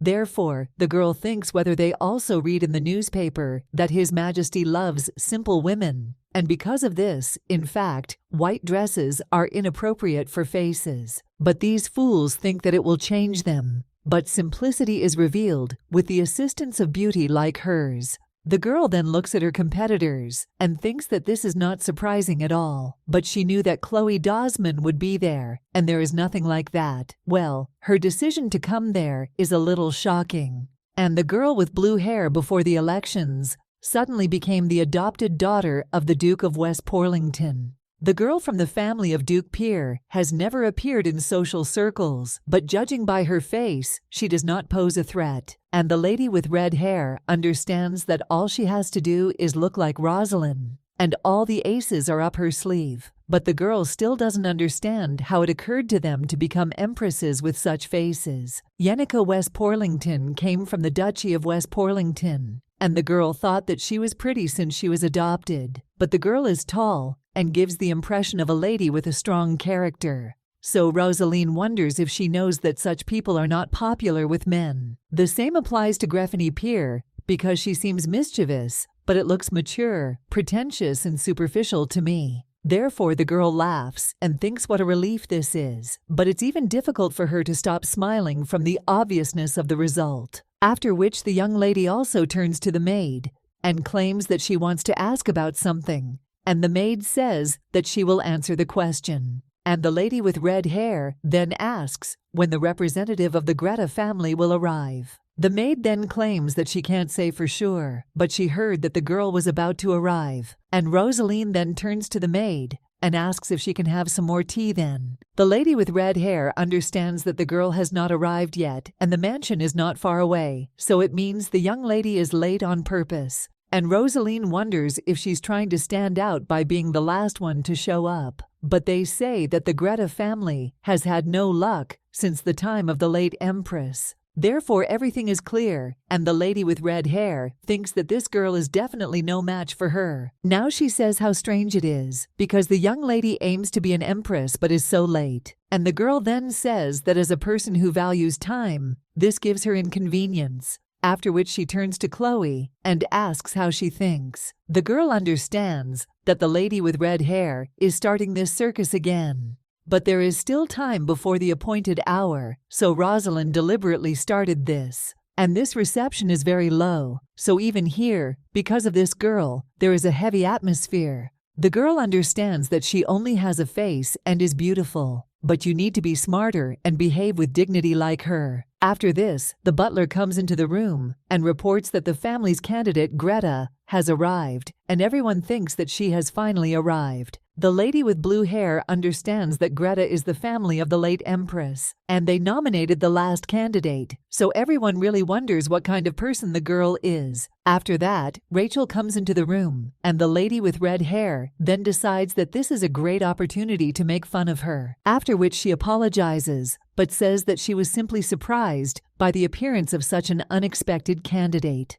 And the girl also appeared so energetically that she thought she was an escort. The lady with red hair looks at Rachel with a humiliating look. The burden of the tank then winks and says that the lady is absolutely right because she is there as an escort and not a candidate. After which the main character enters the room and, turning to Rachel, says that they will be the last. The lady with red hair then gets very angry and thinks what kind of girl this is, but she has never seen her. And the woman also thinks whether there really was someone in Greta's family with such an appearance. But she is also in a red dress, so the girl is too striking and can defeat the great Rosalind. But one of the candidates looks even more worried than the others, and the main character feels her gaze on her. Well, when he looks at her, he makes the same face and thinks, is this girl really a candidate? The main character remembers how she wrote to the goddess and asked in this letter if she was doing well. The girl claimed that she safely arrived in the human world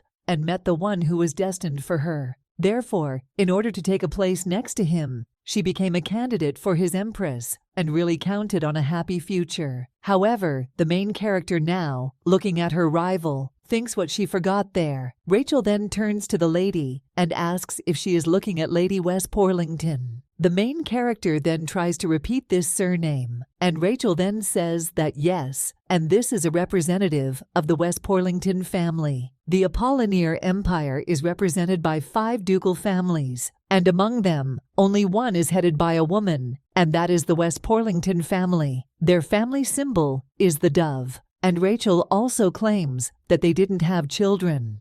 But there are rumors that before the election they adopted a girl, and the young lady didn't believe it, but it turned out to be true. The main character then claims that the girl came as an adopted daughter. But looking at the lady with blue hair, she thinks what shamelessness this is, because the girl pretends to be a noble lady and doesn't even blow her nose. However, when the girl looks at her, the main character thinks where she is staring. And is this really a challenge? And does Enika want to figure it out on the spot? However, still looking at her rival, the main character thinks why she continues to stare. After this, the woman just smirks at the main character, then jumps up from her seat and screams in irritation. However, then someone turns to them and asks them to remain quiet. He also insists that they maintain the dignity of the thing. This is the Imperial Palace. And the main character, looking at him, understands that this is Count Crusoe. The guy only claims that they plan to organize their personal meetings with His Majesty. However, today, due to his busy schedule, this turned out to be impossible. But from tomorrow, each of them will spend time with His Majesty. So let them follow him because he will show them peace, after which the girls rise from their seats. And the main character thinks that this is just the beginning, and there is no need to worry, because she will win and get Richard at any cost, so let him be patient a little. After all, soon they will live together like in paradise and like a sweet couple. After this, the main character follows the Count along the corridor. And the lady with red hair at this time thinks that her beauty frightened her, but because she turns her head, it is clear that the girl is just a village fool. And if this continues, it will not affect the outcome, and the palace servants will also vote. So the beautiful Rosalind will take first place everywhere, because the other candidates don't care. They are too superficial and ugly. Therefore, the girl thinks that she only needs to meet His Majesty the Emperor. But suddenly the guy with blue hair suddenly stops and then turns around. And the lady with red hair thinks what's wrong with him and why he turned around. And also why he doesn't look away, and has he really fallen in love with her too? But the Count then only asks where, and then they raise their hand. And Rosella then thinks that he doesn't want to give away something, like where are her feelings for him? And these, the Count needs to wake up. After all, she will become an empress, and how dare he not do such a thing? And the young lady's maid understands that it is clear as day what she is thinking about, after which the lady with red hair says that she is all ready. However, the man only points to the lady in a green dress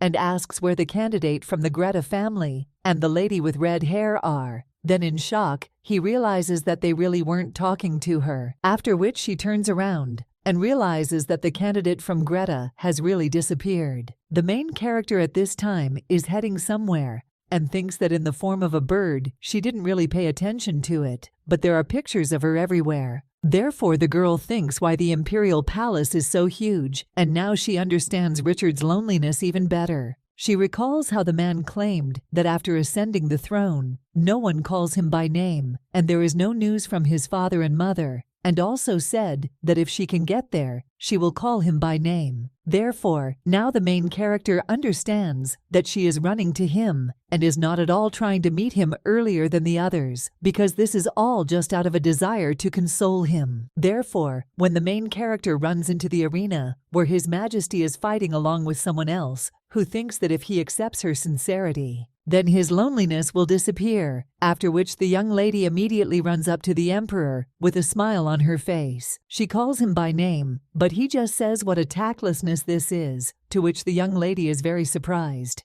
The man looks at the main character and thinks what it is, and he realizes that he is seeing her for the first time, and then wonders if this is one of the candidates, but her hair has a golden heel. Therefore, the man wonders if she copied the image of the phoenix, after which he puts his hand on his forehead and thinks that this happens, but it's not nice at all. When the main character once again addresses him by name and asks how he is, the guy just throws her hand away. After which she coldly asks if no one told her that she should not call the Emperor by name. But the young lady then thinks in shock what he is talking about and whether such a rule really existed. The girl understands what happens because of this rule. He feels lonely, but she doesn't know why she can't just cancel it. because the guy said that he likes when they call him by name, and the girl thinks how difficult it is to understand people's hearts. The blonde then says that the way she looks at him is also contrary to etiquette, and the young lady thinks why he is so handsome.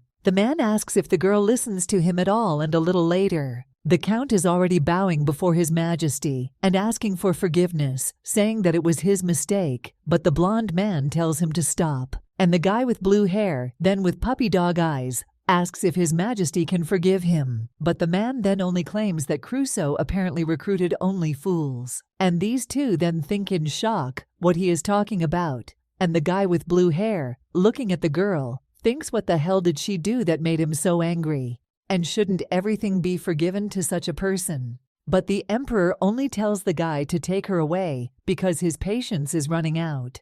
After which the Count turns to the lady and invites her to go quickly. He also claims that he will escort her to the appointed place.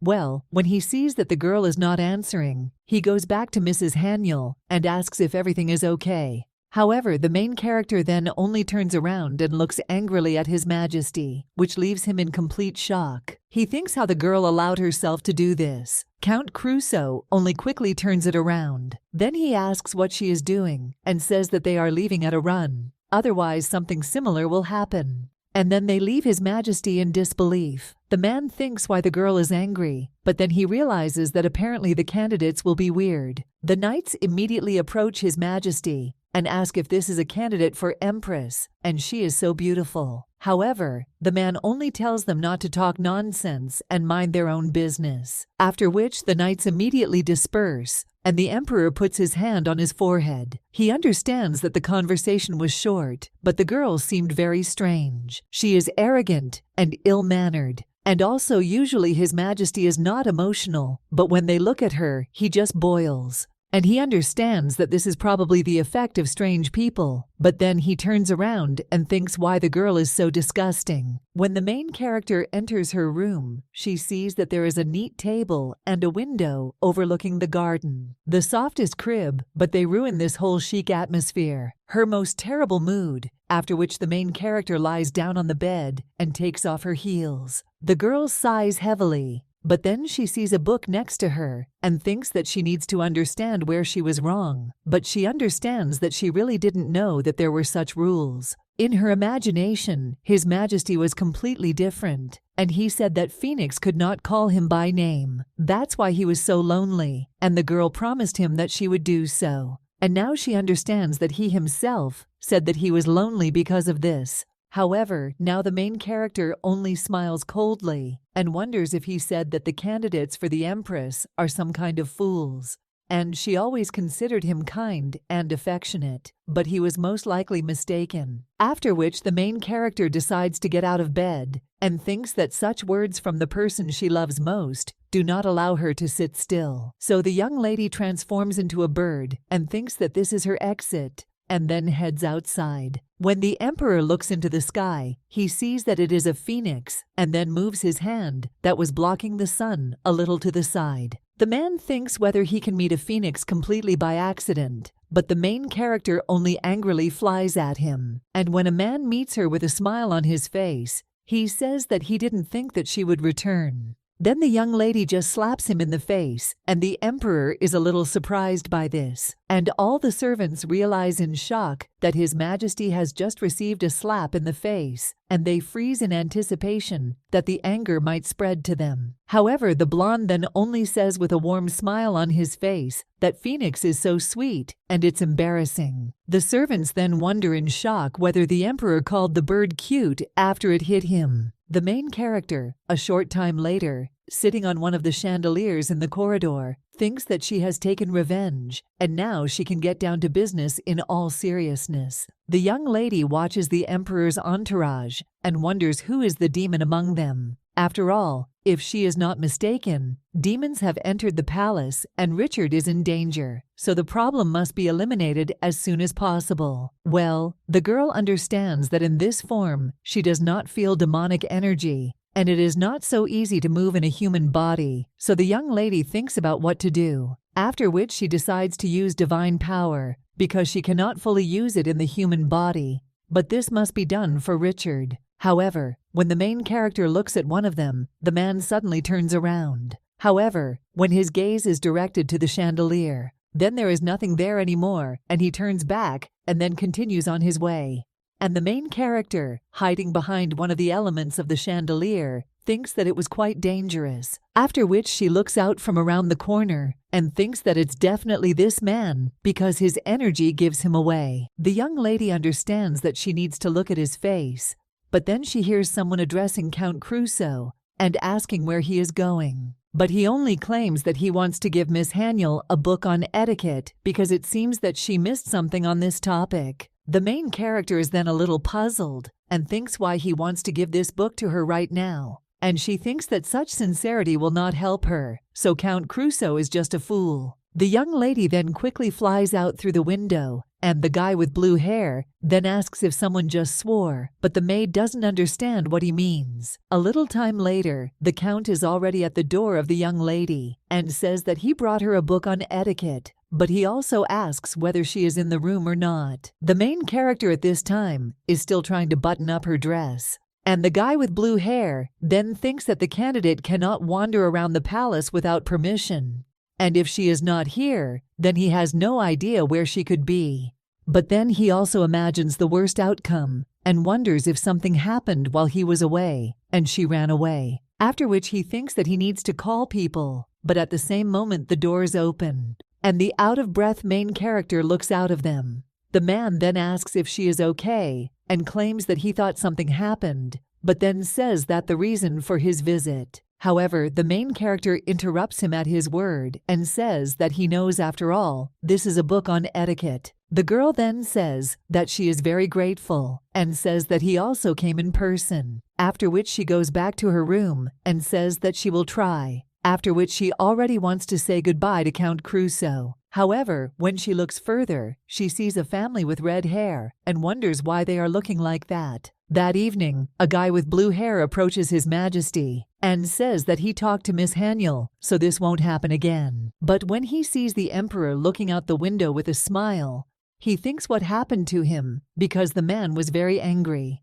And now the mood has suddenly improved. The main character is lying on her bed at this time and says that after all, his name should not be pronounced. Well, then she reads that only parents or a spouse can pronounce the name of the emperor and wonders if the man really wanted his family to call him that, and he lacked warmth and affection because no one was on his side. And the main character is now wondering if he cried alone. The girl then thinks that she understands Rashar's loneliness like no one else, and she cannot leave him. Therefore, the young lady understands that only together they can overcome loneliness, and they will definitely do it. A short time later, the young lady's maid apologizes for being late and claims that she is true, but the armor and weapons were so beautiful that she could not take her eyes off them. The main character, looking at Rachel, thinks how sincere and bright a person she is. The young lady claims that everything is fine and let her not apologize because she changed clothes herself and even had time to read. After which the main character says that about her request. Well, Rachel then immediately says that she understood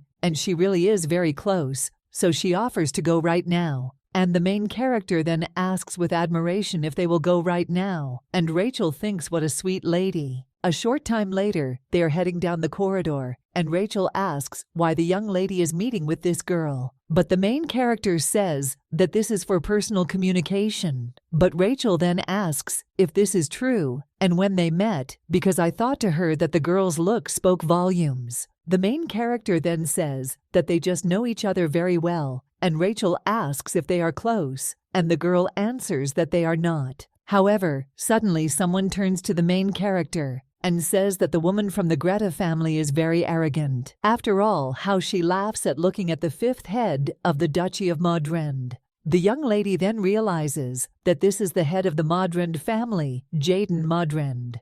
The lady with dark hair then realizes that the situation is bad and is about to bow and ask for forgiveness. However, the main character just waves her hand as if telling her not to do this, but the man with red hair and so on asks what she is doing. However, the young lady claims that according to etiquette, when communicating with a person who is higher in status than you should greet him first. After which the main character turns to Duke Mudrend and asks if he is not lower than her in status. The man heard this only to be angry, and the young lady understands that she also knows about it, and this old-fashioned etiquette is not really observed, but the girl understands that even so she will not allow you to be confused anymore. After which the young lady turns around and tells Rachel that they are leaving. The girl understands that what she said is a rule of etiquette and nothing more. However, the Duke now clenches his fist and says, "What an impudent girl." Well then, two more guys come up there and say that even so it was witty. One of them says yes, and he thought that the girl was just a hillbilly, and the other says that she looked serious. Well, then another guy behind doesn't tell the guys to shut up, and then he walks between them, simultaneously pushing these two. He thinks what kind of fools his brothers are, because they use the name Madrendov everywhere. After which the guy claims that this woman has an unpleasant look, and she is clearly weird. The young man with red hair also claims that he heard that the suddenly revealed representative of the Greta family has a creepy look and eyes piercing right through. Well, the man claims that even if so, it seems like a little business has appeared for him. The main character, while in her room at this time, asks what the girl forgot there. And the lady with blue hair only asks if the young lady really knows her. But the main character screams that she shouldn't joke. And then she asks if the girl also came for the title, or is she just trying to insult her? The young lady realizes that Yenica West Porlington of the West Porlington family is also the most beautiful of the angels who tormented her. And the girl now says that no, because she is there for the sake of the emperor. But the main character doesn't really believe in this and asks what she's talking about. And the girl claims that because of the curse, angels cannot have relationships with people, but she doesn't care. The young lady then thinks what kind of curse this is and realizes that she heard something similar, but in general terms. And the lady with blue hair then asked if she really didn't know. After all, the curse began with silver wings like hers, after which the lady with blue hair points to the main character. However, then someone turns to them and asks them to remain quiet. He also insists that they maintain the dignity of the thing. This is the Imperial Palace, and the main character, looking at him, understands that this is Count Crusoe. The guy only claims that they plan to organize their personal meetings with His Majesty. However, today, due to his busy schedule, this turned out to be impossible. But from tomorrow, each of them will spend time with His Majesty, so let them follow him because he will show them peace, after which the girls rise from their seats. And the main character thinks that this is just the beginning, and there is no need to worry, because she will win and get Richard at any cost, so let him be patient a little. After all, soon they will live together like in paradise and like a sweet couple. After this, the main character follows the Count along the corridor, and the lady with red hair at this time thinks that her beauty frightened her, but because she turns her head, it is clear that the girl is just a village fool. And if this continues, it will not affect the outcome, and the palace servants will also vote. So the beautiful Rosalind will take first place everywhere, because the other candidates don't care. They are too superficial and ugly. Therefore, the girl thinks that she only needs to meet His Majesty the Emperor. But suddenly the guy with blue hair suddenly stops and then turns around. And the lady with red hair thinks what's wrong with him and why he turned around. And also why he doesn't look away, and has he really fallen in love with her too. But the Count then only asks where, and then they raise their hand. And Rosella then thinks that he doesn't want to give away something, like where are her feelings for him, and these, the Count needs to wake up. After all, she will become an empress, and how dare he not do such a thing? And the young lady's maid understands that it is clear as day what she is thinking about, after which the lady with red hair says that she is all ready. However, the man only points to the lady in a green dress and asks where the candidate from the Greta family and the lady with red hair are. Then in shock, he realizes that they really weren't talking to her, after which she turns around and realizes that the candidate from Greta has really disappeared. The main character at this time is heading somewhere and thinks that in the form of a bird, she didn't really pay attention to it, but there are pictures of her everywhere. Therefore, the girl thinks why the Imperial Palace is so huge, and now she understands Richard's loneliness even better. She recalls how the man claimed that after ascending the throne, no one calls him by name, and there is no news from his father and mother, and also said that if she can get there, she will call him by name. Therefore, now the main character understands that she is running to him and is not at all trying to meet him earlier than the others, because this is all just out of a desire to console him. Therefore, when the main character runs into the arena, where His Majesty is fighting along with someone else, who thinks that if he accepts her sincerity, then his loneliness will disappear, after which the young lady immediately runs up to the emperor with a smile on her face. She calls him by name, but he just says what a tactlessness this is, to which the young lady is very surprised. The man looks at the main character and thinks what it is, and he realizes that he is seeing her for the first time, and then wonders if this is one of the candidates, but her hair has a golden heel. Therefore, the man wonders if she copied the image of the phoenix, after which he puts his hand on his forehead and thinks that this happens, but it's not nice at all. When the main character once again addresses him by name and asks how he is, the guy just throws her hand away. After which she coldly asks if no one told her that she should not call the emperor by name. But the young lady then thinks in shock what he is talking about and whether such a rule really existed. The girl understands what happens because of this rule. He feels lonely, but she doesn't know why she can't just cancel it. Because the guy said that he likes when they call him by name, and the girl thinks how difficult it is to understand people's hearts. The blonde then says that the way she looks at him is also contrary to etiquette, and the young lady thinks why he is so handsome. The man asks if the girl listens to him at all, and a little later, the count is already bowing before His Majesty and asking for forgiveness, saying that it was his mistake, but the blonde man tells him to stop. And the guy with blue hair, then with puppy dog eyes, asks if His Majesty can forgive him. But the man then only claims that Crusoe apparently recruited only fools. And these two then think in shock what he is talking about. And the guy with blue hair, looking at the girl, thinks what the hell did she do that made him so angry? And shouldn't everything be forgiven to such a person? But the emperor only tells the guy to take her away because his patience is running out. After which the count turns to the lady and invites her to go quickly. He also claims that he will escort her to the appointed place.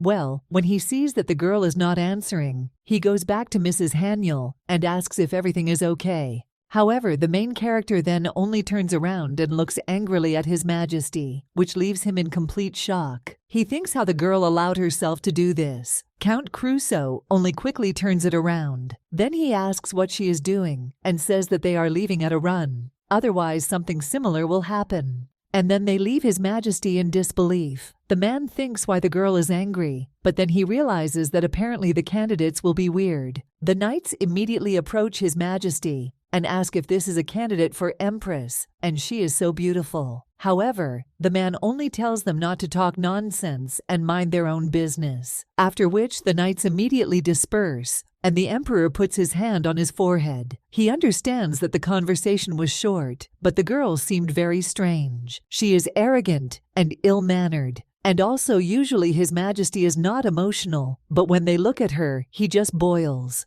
And he understands that this is probably the effect of strange people, but then he turns around and thinks why the girl is so disgusting. When the main character enters her room, she sees that there is a neat table and a window overlooking the garden. The softest crib, but they ruin this whole chic atmosphere. Her most terrible mood, after which the main character lies down on the bed and takes off her heels. The girl sighs heavily. But then she sees a book next to her and thinks that she needs to understand where she was wrong. But she understands that she really didn't know that there were such rules. In her imagination, His Majesty was completely different, and he said that Phoenix could not call him by name. That's why he was so lonely, and the girl promised him that she would do so. And now she understands that he himself said that he was lonely because of this. However, now the main character only smiles coldly and wonders if he said that the candidates for the Empress are some kind of fools. And she always considered him kind and affectionate, but he was most likely mistaken. After which the main character decides to get out of bed and thinks that such words from the person she loves most do not allow her to sit still. So the young lady transforms into a bird and thinks that this is her exit. and then heads outside. When the emperor looks into the sky, he sees that it is a phoenix and then moves his hand that was blocking the sun a little to the side. The man thinks whether he can meet a phoenix completely by accident, but the main character only angrily flies at him. And when a man meets her with a smile on his face, he says that he didn't think that she would return. Then the young lady just slaps him in the face, and the emperor is a little surprised by this. And all the servants realize in shock that His Majesty has just received a slap in the face, and they freeze in anticipation that the anger might spread to them. However, the blonde then only says with a warm smile on his face that Phoenix is so sweet and it's embarrassing. The servants then wonder in shock whether the emperor called the bird cute after it hit him. The main character, a short time later,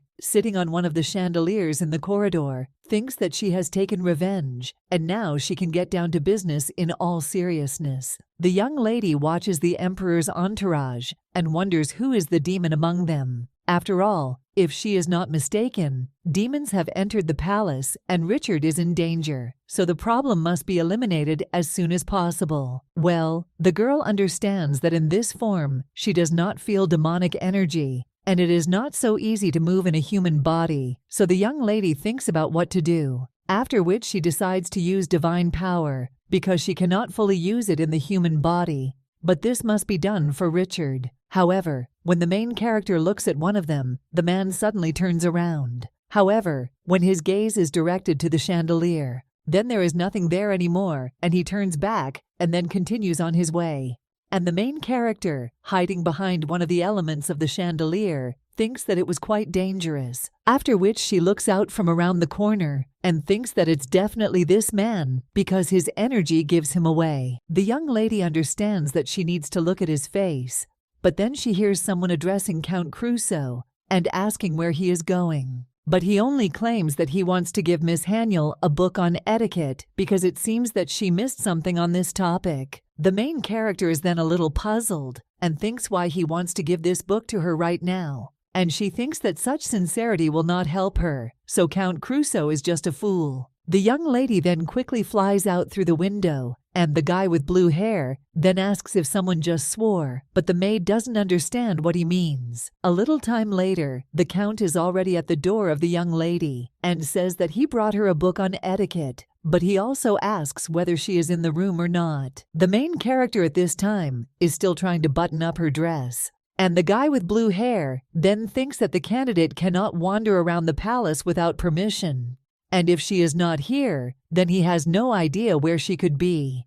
But then he also imagines the worst outcome and wonders if something happened while he was away and she ran away. After which he thinks that he needs to call people, but at the same moment the doors open, and the out-of-breath main character looks out of them. The man then asks if she is okay and claims that he thought something happened, but then says that the reason for his visit. However, the main character interrupts him at his word and says that he knows after all, this is a book on etiquette. The girl then says that she is very grateful and says that he also came in person, after which she goes back to her room and says that she will try, after which she already wants to say goodbye to Count Crusoe. However, when she looks further, she sees a family with red hair and wonders why they are looking like that. That evening, a guy with blue hair approaches His Majesty and says that he talked to Miss Haniel, so this won't happen again. But when he sees the Emperor looking out the window with a smile, he thinks what happened to him because the man was very angry. And now the mood has suddenly improved. The main character is lying on her bed at this time and says that after all, his name should not be pronounced. Well, then she reads that only parents or a spouse can pronounce the name of the emperor and wonders if the man really wanted his family to call him that, and he lacked warmth and affection because no one was on his side. And the main character is now wondering if he cried alone. The girl then thinks that she understands Rashar's loneliness like no one else, and she cannot leave him. Therefore, the young lady understands that only together they can overcome loneliness, and they will definitely do it. A short time later, the young lady's maid apologizes for being late and claims that she is true, but the armor and weapons were so beautiful that she could not take her eyes off them. The main character, looking at Rachel, thinks how sincere and bright a person she is, The young lady claims that everything is fine and let her not apologize because she changed clothes herself and even had time to read. After which the main character says that about her request. Well, Rachel then immediately says that she understood and she really is very close, so she offers to go right now. And the main character then asks with admiration if they will go right now, and Rachel thinks what a sweet lady. A short time later, they are heading down the corridor, and Rachel asks why the young lady is meeting with this girl. But the main character says that this is for personal communication. But Rachel then asks if this is true, and when they met, because I thought to her that the girl's look spoke volumes. The main character then says that they just know each other very well, and Rachel asks if they are close, and the girl answers that they are not. However, suddenly someone turns to the main character and says that the woman from the Greta family is very arrogant. After all, how she laughs at looking at the fifth head of the Duchy of Modrend. The young lady then realizes that this is the head of the Modrend family, Jaden Modrend. The lady with dark hair then realizes that the situation is bad and is about to bow and ask for forgiveness. However, the main character just waves her hand as if telling her not to do this, but the man with red hair and so on asks what she is doing. However, the young lady claims that according to etiquette, when communicating with a person who is higher in status than you should greet him first. After which the main character turns to Duke Modrend and asks if he is not lower than her in status. The man heard this only to be angry, and the young lady understands that she also knows about it, and this old-fashioned etiquette is not really observed, but the girl understands that even so, she will not allow you to be confused anymore. After which the young lady turns around and tells Rachel that they are leaving. The girl understands that what she said is a rule of etiquette and nothing more. However, the Duke now clenches his fist and says, "What an impudent girl." Well then, two more guys come up there and say that even so it was witty. One of them says yes, and he thought that the girl was just a hillbilly, and the other says that she looked serious. Well, then another guy behind doesn't tell the guys to shut up, and then he walks between them, simultaneously pushing these two. He thinks what kind of fools his brothers are, because they use the name Modrendov everywhere. After which the guy claims that this woman has an unpleasant look, and she is clearly weird. The young man with red hair also claims that he heard that the suddenly revealed representative of the Greta family has a creepy look, and eyes piercing right through. Well, the man claims that even if so, it seems like a little business has appeared for him. The main character, while in her room at this time, asks what the girl forgot there. And the lady with blue hair only asks if the young lady really knows her. But the main character screams that she shouldn't joke. And then she asks if the girl also came for the title, or is she just trying to insult her? The young lady realizes that Yenica West Porlington of the West Porlington family is also the most beautiful of the angels who tormented her. And the girl now says that no, because she is there for the sake of the emperor. But the main character doesn't really believe in this and asks what she's talking about. And the girl claims that because of the curse, angels cannot have relationships with people, but she doesn't care. The young lady then thinks what kind of curse this is and realizes that she heard something similar, but in general terms. And the lady with blue hair then asked if she really didn't know. After all, the curse began with silver wings like hers, after which the lady with blue hair points to the main character. However, then someone turns to them and asks them to remain quiet. He also insists that they maintain the dignity of the thing. This is the Imperial Palace, and the main character, looking at him, understands that this is Count Crusoe. The guy only claims that they plan to organize their personal meetings with His Majesty. However, today, due to his busy schedule, this turned out to be impossible. But from tomorrow, each of them will spend time with His Majesty. So let them follow him because he will show them peace, after which the girls rise from their seats. And the main character thinks that this is just the beginning, and there is no need to worry, because she will win and get Richard at any cost, so let him be patient a little. After all, soon they will live together like in paradise, and like a sweet couple. After this, the main character follows the Count along the corridor, and the lady with red hair at this time thinks that her beauty frightened her, but because she turns her head, it is clear that the girl is just a village fool. And if this continues, it will not affect the outcome, and the palace servants will also vote. So the beautiful Rosalind will take first place everywhere, because the other candidates don't care. They are too superficial and ugly. Therefore, the girl thinks that she only needs to meet His Majesty the Emperor. But suddenly the guy with blue hair suddenly stops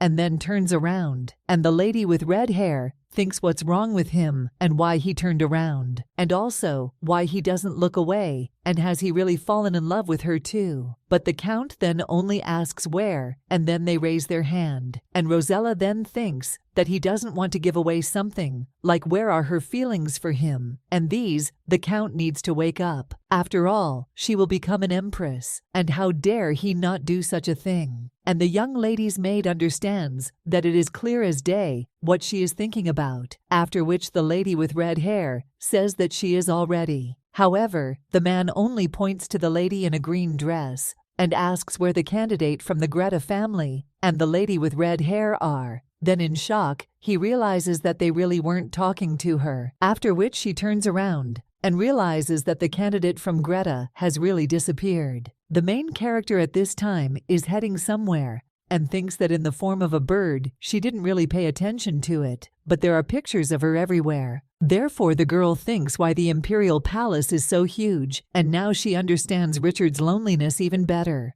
She recalls how the man claimed that after ascending the throne, no one calls him by name, and there is no news from his father and mother, and also said that if she can get there, she will call him by name. Therefore, now the main character understands that she is running to him and is not at all trying to meet him earlier than the others, because this is all just out of a desire to console him. Therefore, when the main character runs into the arena where His Majesty is fighting along with someone else who thinks that if he accepts her sincerity, then his loneliness will disappear, after which the young lady immediately runs up to the Emperor with a smile on her face. She calls him by name, but he just says what a tactlessness this is, to which the young lady is very surprised. The man looks at the main character and thinks what it is, and he realizes that he is seeing her for the first time, and then wonders if this is one of the candidates, but her hair has a golden heel. Therefore, the man wonders if she copied the image of the phoenix, after which he puts his hand on his forehead and thinks that this happens, but it's not nice at all. When the main character once again addresses him by name and asks how he is, the guy just throws her hand away. After which she coldly asks if no one told her that she should not call the Emperor by name. But the young lady then thinks in shock what he is talking about and whether such a rule really existed. The girl understands what happens because of this rule. He feels lonely, but she doesn't know why she can't just cancel it, because the guy said that he likes when they call him by name, and the girl thinks how difficult it is to understand people's hearts. The blonde then says that the way she looks at him is also contrary to etiquette, and the young lady thinks why he is so handsome. The man asks if the girl listens to him at all, and a little later, the Count is already bowing before His Majesty and asking for forgiveness, saying that it was his mistake, but the blonde man tells him to stop. And the guy with blue hair, then with puppy dog eyes, asks if His Majesty can forgive him. But the man then only claims that Crusoe apparently recruited only fools. And these two then think in shock what he is talking about. And the guy with blue hair, looking at the girl, thinks what the hell did she do that made him so angry? And shouldn't everything be forgiven to such a person? But the Emperor only tells the guy to take her away because his patience is running out. After which the Count turns to the lady and invites her to go quickly. He also claims that he will escort her to the appointed place. Well, when he sees that the girl is not answering, he goes back to Mrs. Haniel and asks if everything is okay. However, the main character then only turns around and looks angrily at His Majesty, which leaves him in complete shock. He thinks how the girl allowed herself to do this. Count Crusoe only quickly turns it around. Then he asks what she is doing and says that they are leaving at a run. Otherwise, something similar will happen. And then they leave His Majesty in disbelief. The man thinks why the girl is angry, but then he realizes that apparently the candidates will be weird. The knights immediately approach His Majesty and ask if this is a candidate for Empress, and she is so beautiful. However, the man only tells them not to talk nonsense and mind their own business, after which the knights immediately disperse, and the emperor puts his hand on his forehead. He understands that the conversation was short, but the girl seemed very strange. She is arrogant and ill-mannered. And also usually His Majesty is not emotional, but when they look at her, he just boils. And he understands that this is probably the effect of strange people, but then he turns around and thinks why the girl is so disgusting. When the main character enters her room, she sees that there is a neat table and a window overlooking the garden. The softest crib, but they ruin this whole chic atmosphere. Her most terrible mood, after which the main character lies down on the bed and takes off her heels. The girl sighs heavily. But then she sees a book next to her and thinks that she needs to understand where she was wrong. But she understands that she really didn't know that there were such rules. In her imagination, His Majesty was completely different, and he said that Phoenix could not call him by name. That's why he was so lonely, and the girl promised him that she would do so. And now she understands that he himself said that he was lonely because of this. However, now the main character only smiles coldly and wonders if he said that the candidates for the Empress are some kind of fools. And she always considered him kind and affectionate, but he was most likely mistaken. After which the main character decides to get out of bed and thinks that such words from the person she loves most do not allow her to sit still. So the young lady transforms into a bird and thinks that this is her exit, and then heads outside. When the emperor looks into the sky, he sees that it is a phoenix and then moves his hand that was blocking the sun a little to the side. The man thinks whether he can meet a phoenix completely by accident, but the main character only angrily flies at him. And when a man meets her with a smile on his face, he says that he didn't think that she would return. Then the young lady just slaps him in the face, and the emperor is a little surprised by this. And all the servants realize in shock that His Majesty has just received a slap in the face, and they freeze in anticipation that the anger might spread to them. However, the blonde then only says with a warm smile on his face that Phoenix is so sweet, and it's embarrassing. The servants then wonder in shock whether the emperor called the bird cute after it hit him. The main character, a short time later, sitting on one of the chandeliers in the corridor, thinks that she has taken revenge, and now she can get down to business in all seriousness. The young lady watches the emperor's entourage and wonders who is the demon among them. After all, if she is not mistaken, demons have entered the palace and Richard is in danger, so the problem must be eliminated as soon as possible. Well, the girl understands that in this form, she does not feel demonic energy, and it is not so easy to move in a human body, so the young lady thinks about what to do, after which she decides to use divine power, because she cannot fully use it in the human body. But this must be done for Richard. However, when the main character looks at one of them, the man suddenly turns around. However, when his gaze is directed to the chandelier, then there is nothing there anymore, and he turns back and then continues on his way. And the main character, hiding behind one of the elements of the chandelier, thinks that it was quite dangerous, after which she looks out from around the corner and thinks that it's definitely this man because his energy gives him away. The young lady understands that she needs to look at his face, but then she hears someone addressing Count Crusoe and asking where he is going. But he only claims that he wants to give Miss Haniel a book on etiquette because it seems that she missed something on this topic. The main character is then a little puzzled and thinks why he wants to give this book to her right now. And she thinks that such sincerity will not help her, so Count Crusoe is just a fool. The young lady then quickly flies out through the window, and the guy with blue hair then asks if someone just swore, but the maid doesn't understand what he means. A little time later, the Count is already at the door of the young lady and says that he brought her a book on etiquette, but he also asks whether she is in the room or not. The main character at this time is still trying to button up her dress. And the guy with blue hair then thinks that the candidate cannot wander around the palace without permission. And if she is not here, then he has no idea where she could be. But then he also imagines the worst outcome and wonders if something happened while he was away and she ran away. After which he thinks that he needs to call people, but at the same moment the doors open, and the out-of-breath main character looks out of them.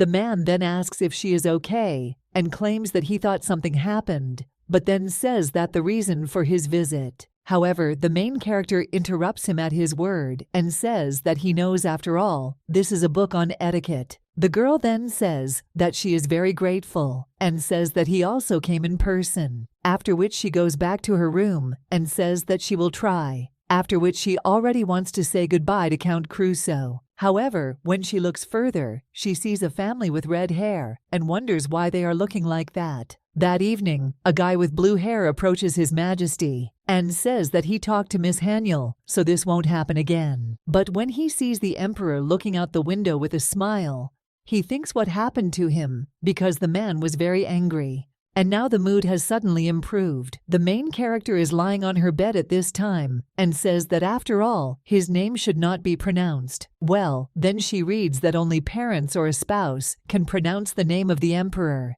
and wonders if the man really wanted his family to call him that, and he lacked warmth and affection because no one was on his side. And the main character is now wondering if he cried alone. The girl then thinks that she understands Rashar's loneliness like no one else, and she cannot leave him. Therefore, the young lady understands that only together they can overcome loneliness, and they will definitely do it. A short time later, the young lady's maid apologizes for being late and claims that she is true, but the armor and weapons were so beautiful that she could not take her eyes off them. The main character, looking at Rachel, thinks how sincere and bright a person she is. The young lady claims that everything is fine and let her not apologize because she changed clothes herself and even had time to read. After which the main character says that about her request. Well, Rachel then immediately says that she understood and she really is very close, so she offers to go right now.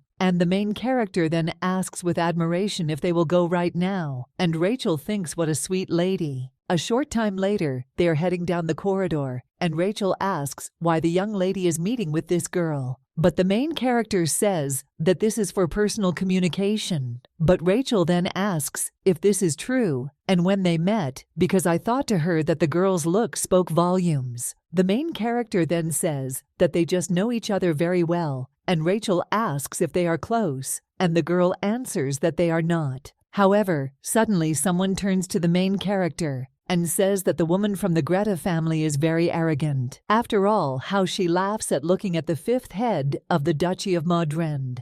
The young lady then realizes that this is the head of the Modrend family, Jaden Modrend. The lady with dark hair then realizes that the situation is bad and is about to bow and ask for forgiveness. However, the main character just waves her hand as if telling her not to do this, but the man with red hair and so on asks what she is doing.